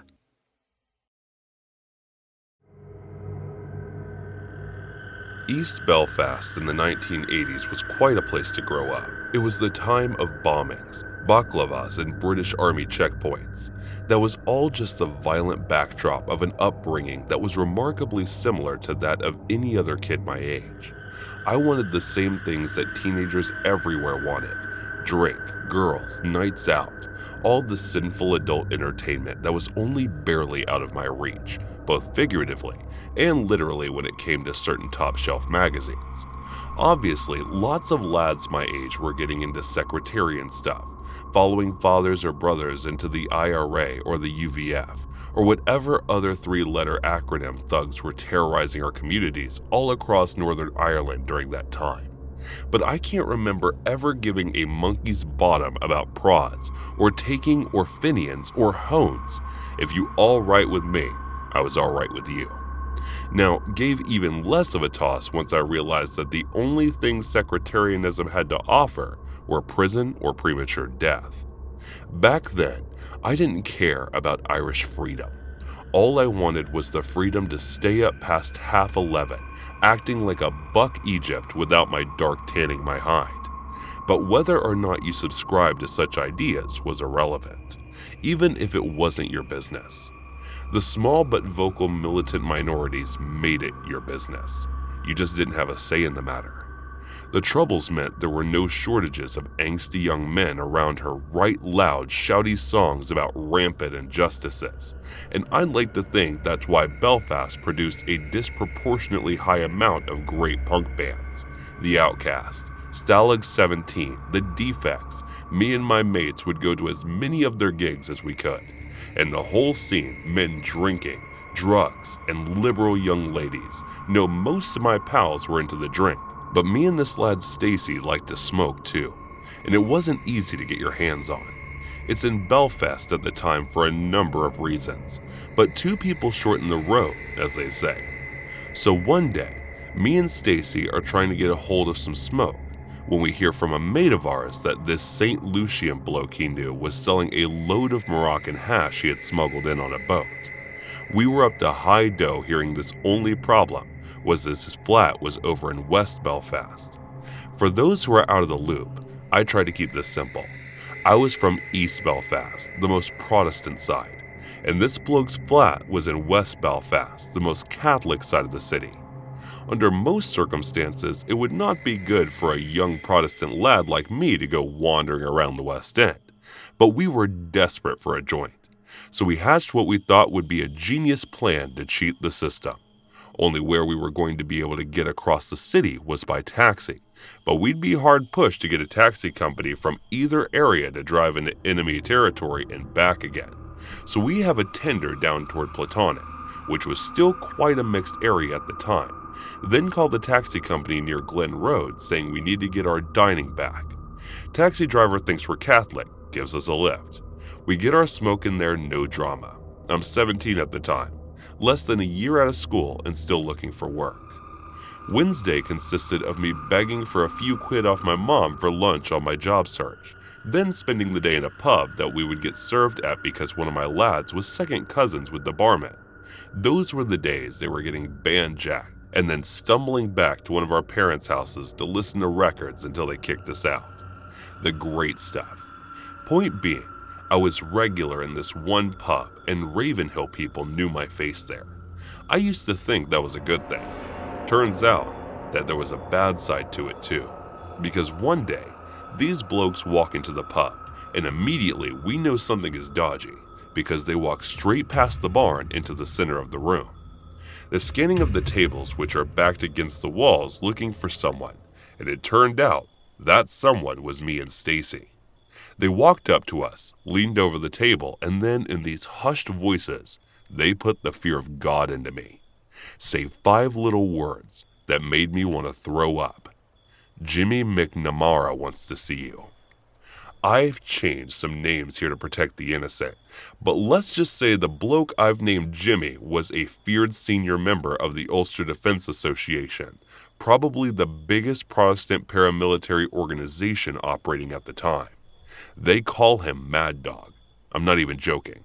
And it was a nickname he'd done more than enough to earn, given that he had a reputation as being one of the most brutal to lead violent psychopaths ever to have graced the streets of Belfast. The thing you've got to remember is that the most of these paramilitary groups weren't shy about hurting the same people they claimed to be protecting, and happened on both sides. The IRA kidnapped, tortured, and killed a Catholic mother of 8 because they thought she was passing information to the British Army. And the Schenkel butcher ended up killing 2 of their brother Protestants because they mistook them for Catholics. You see now why I thought the whole thing was a load of bollocks. The point is, if Jimmy McNamara was really all about defending good Protestants from evil, bloodthirsty Catholics who had to stuff their devil tails down the back of their trousers, I shouldn't have been soiling myself without having to meet him, which I most definitely was. Me and Stacy were given an address to go to right away, one that only about 20 minutes walk from the pub. There was no point in trying to run or hide. The UDA had people everywhere, and the kind of fear they spread among the communities meant you couldn't really blame anyone for giving you up. The kind of punishments they doled out too horrific, and I was always terrified of getting kneecapped for those fortunate enough not to know what that is. Sorry, maybe skip this part if you're a bit squeamish. Kneecapping is where a bloke shoots you in the back of the knee to basically blow your kneecap out. The damage can tend to vary depending on the kind of gun and the kind of bullet. But best case scenario, you're going to have a horrifically painful injury that takes a good long while to recover. From the worst case scenario, you get severe nerve damage and walk with a limp for the rest of your life. Have to have your leg amputated, or you bleed to death because everyone's too scared to call you an ambulance. And if you really annoyed the paramilitaries that shoot you in the ankles and elbows too. And I'm sure I don't need to tell you how claustrophobic that can be for any future Olympic gymnasts out there. Those kinds of punishment shootings were sickeningly common when I was a lad, so as you can imagine, I was scared out of my wits. It was a good thing me and Stacy had a pint or 2 down us. Otherwise, I don't think we'd ever had the courage to face our fate like man. After we had the address and the blokes walked off, we just nicked our pints, walked out of the pub, and started walking off in the direction of what we assumed was going to be an UDA safe house. A lot of neighborhoods have places like that, abandoned houses that a group used as a weapon cache or a place to hide out from the cops. Sometimes the house didn't even need to be abandoned. Blokes with guns marched into your coffin, told you what was what. You didn't dare say a word on the contrary. And so, after a walk that felt like it went on forever, we finally get to the house and knock on the door. At first, the bloke who answers doesn't seem to know why we're there, and we were made to sit in the wooden floor of the room that looked like it was in the process of being redecorated. After a while, 2 blokes start coming down the stairs, and when they walk in the room, I see one of them is Jimmy McNamara. "You 2 upstairs now," he says to us, and we didn't dare disobey. Once we reach the top of the stairs, Jimmy and his maid separate me and Stacy into different bedrooms, which again are totally bare room where the windows are covered up with newspaper. "Sit," Jimmy says, that he and his power leave me alone for a moment. Before both reappear at a time, I risk behind my back and my ankles to the chair. I was shaking so badly when the other fellow was tying my hands. He started talking to me like he was an uncle or something. "Alan, not that bad. Calm down. Jimmy just wants to talk. Be honest and you'll be fine, as a good lad." That kind of weird fatherly tone knocks me sick even today, knowing what they were planning and what kind of people they were. I mean, they really were psychopaths to think that they could go around acting like that and still be the good guys. After that, I'm left alone again. Alone in this barely lit, absolutely bargain room, with nothing that keep me company but the stink of my own sweat and fear. After a while, Jimmy walks back into the room alone and shuts the door behind him. He stares at me for a solid minute or so, just in complete silence. There was no soul behind his eyes at all. They were just dead. He looked like a man who never slept. "Do you know who I am?" he asked me. I just not good. He said that saves us some time. Here's the crack. I'm going to ask you some questions now, and you're going to answer them honestly. Is that clear? I nod again. What were you doing the other day in a Finian taxi going over to Erdine there? Yes, I'm completely and utterly trapped by the question. The one thing that you noted all the different paramilitary groups was their disdain for drug dealers and drug users. If I admit that I was looking to buy drugs, I'll be shot, no questions asked. But if I lie and tell him something else, he might think I'm a Republican or that I'm at least working with them. I was scared out of my mind, in no fit state to make a rational decision, so I lied. I told them that I was looking at buying a guitar from the Wii shop there. Then I knew I shouldn't have been spending money in Catholic shops. I was really sorry and I never do it again. Blah, blah, blah, all our lives. Jimmy was a violent, psychopathic thug, but he was good at his job, and he knew a lie when he heard one. He just sighed and shook his head, walked over to the wall, and banged on it 3 times. Immediately after he does so, I just hear someone screaming bloody murder from the next room, like a horrible blood-curdling scream for a moment, and then silence. Then another scream, silence, and repeat ad nauseum. Hear that?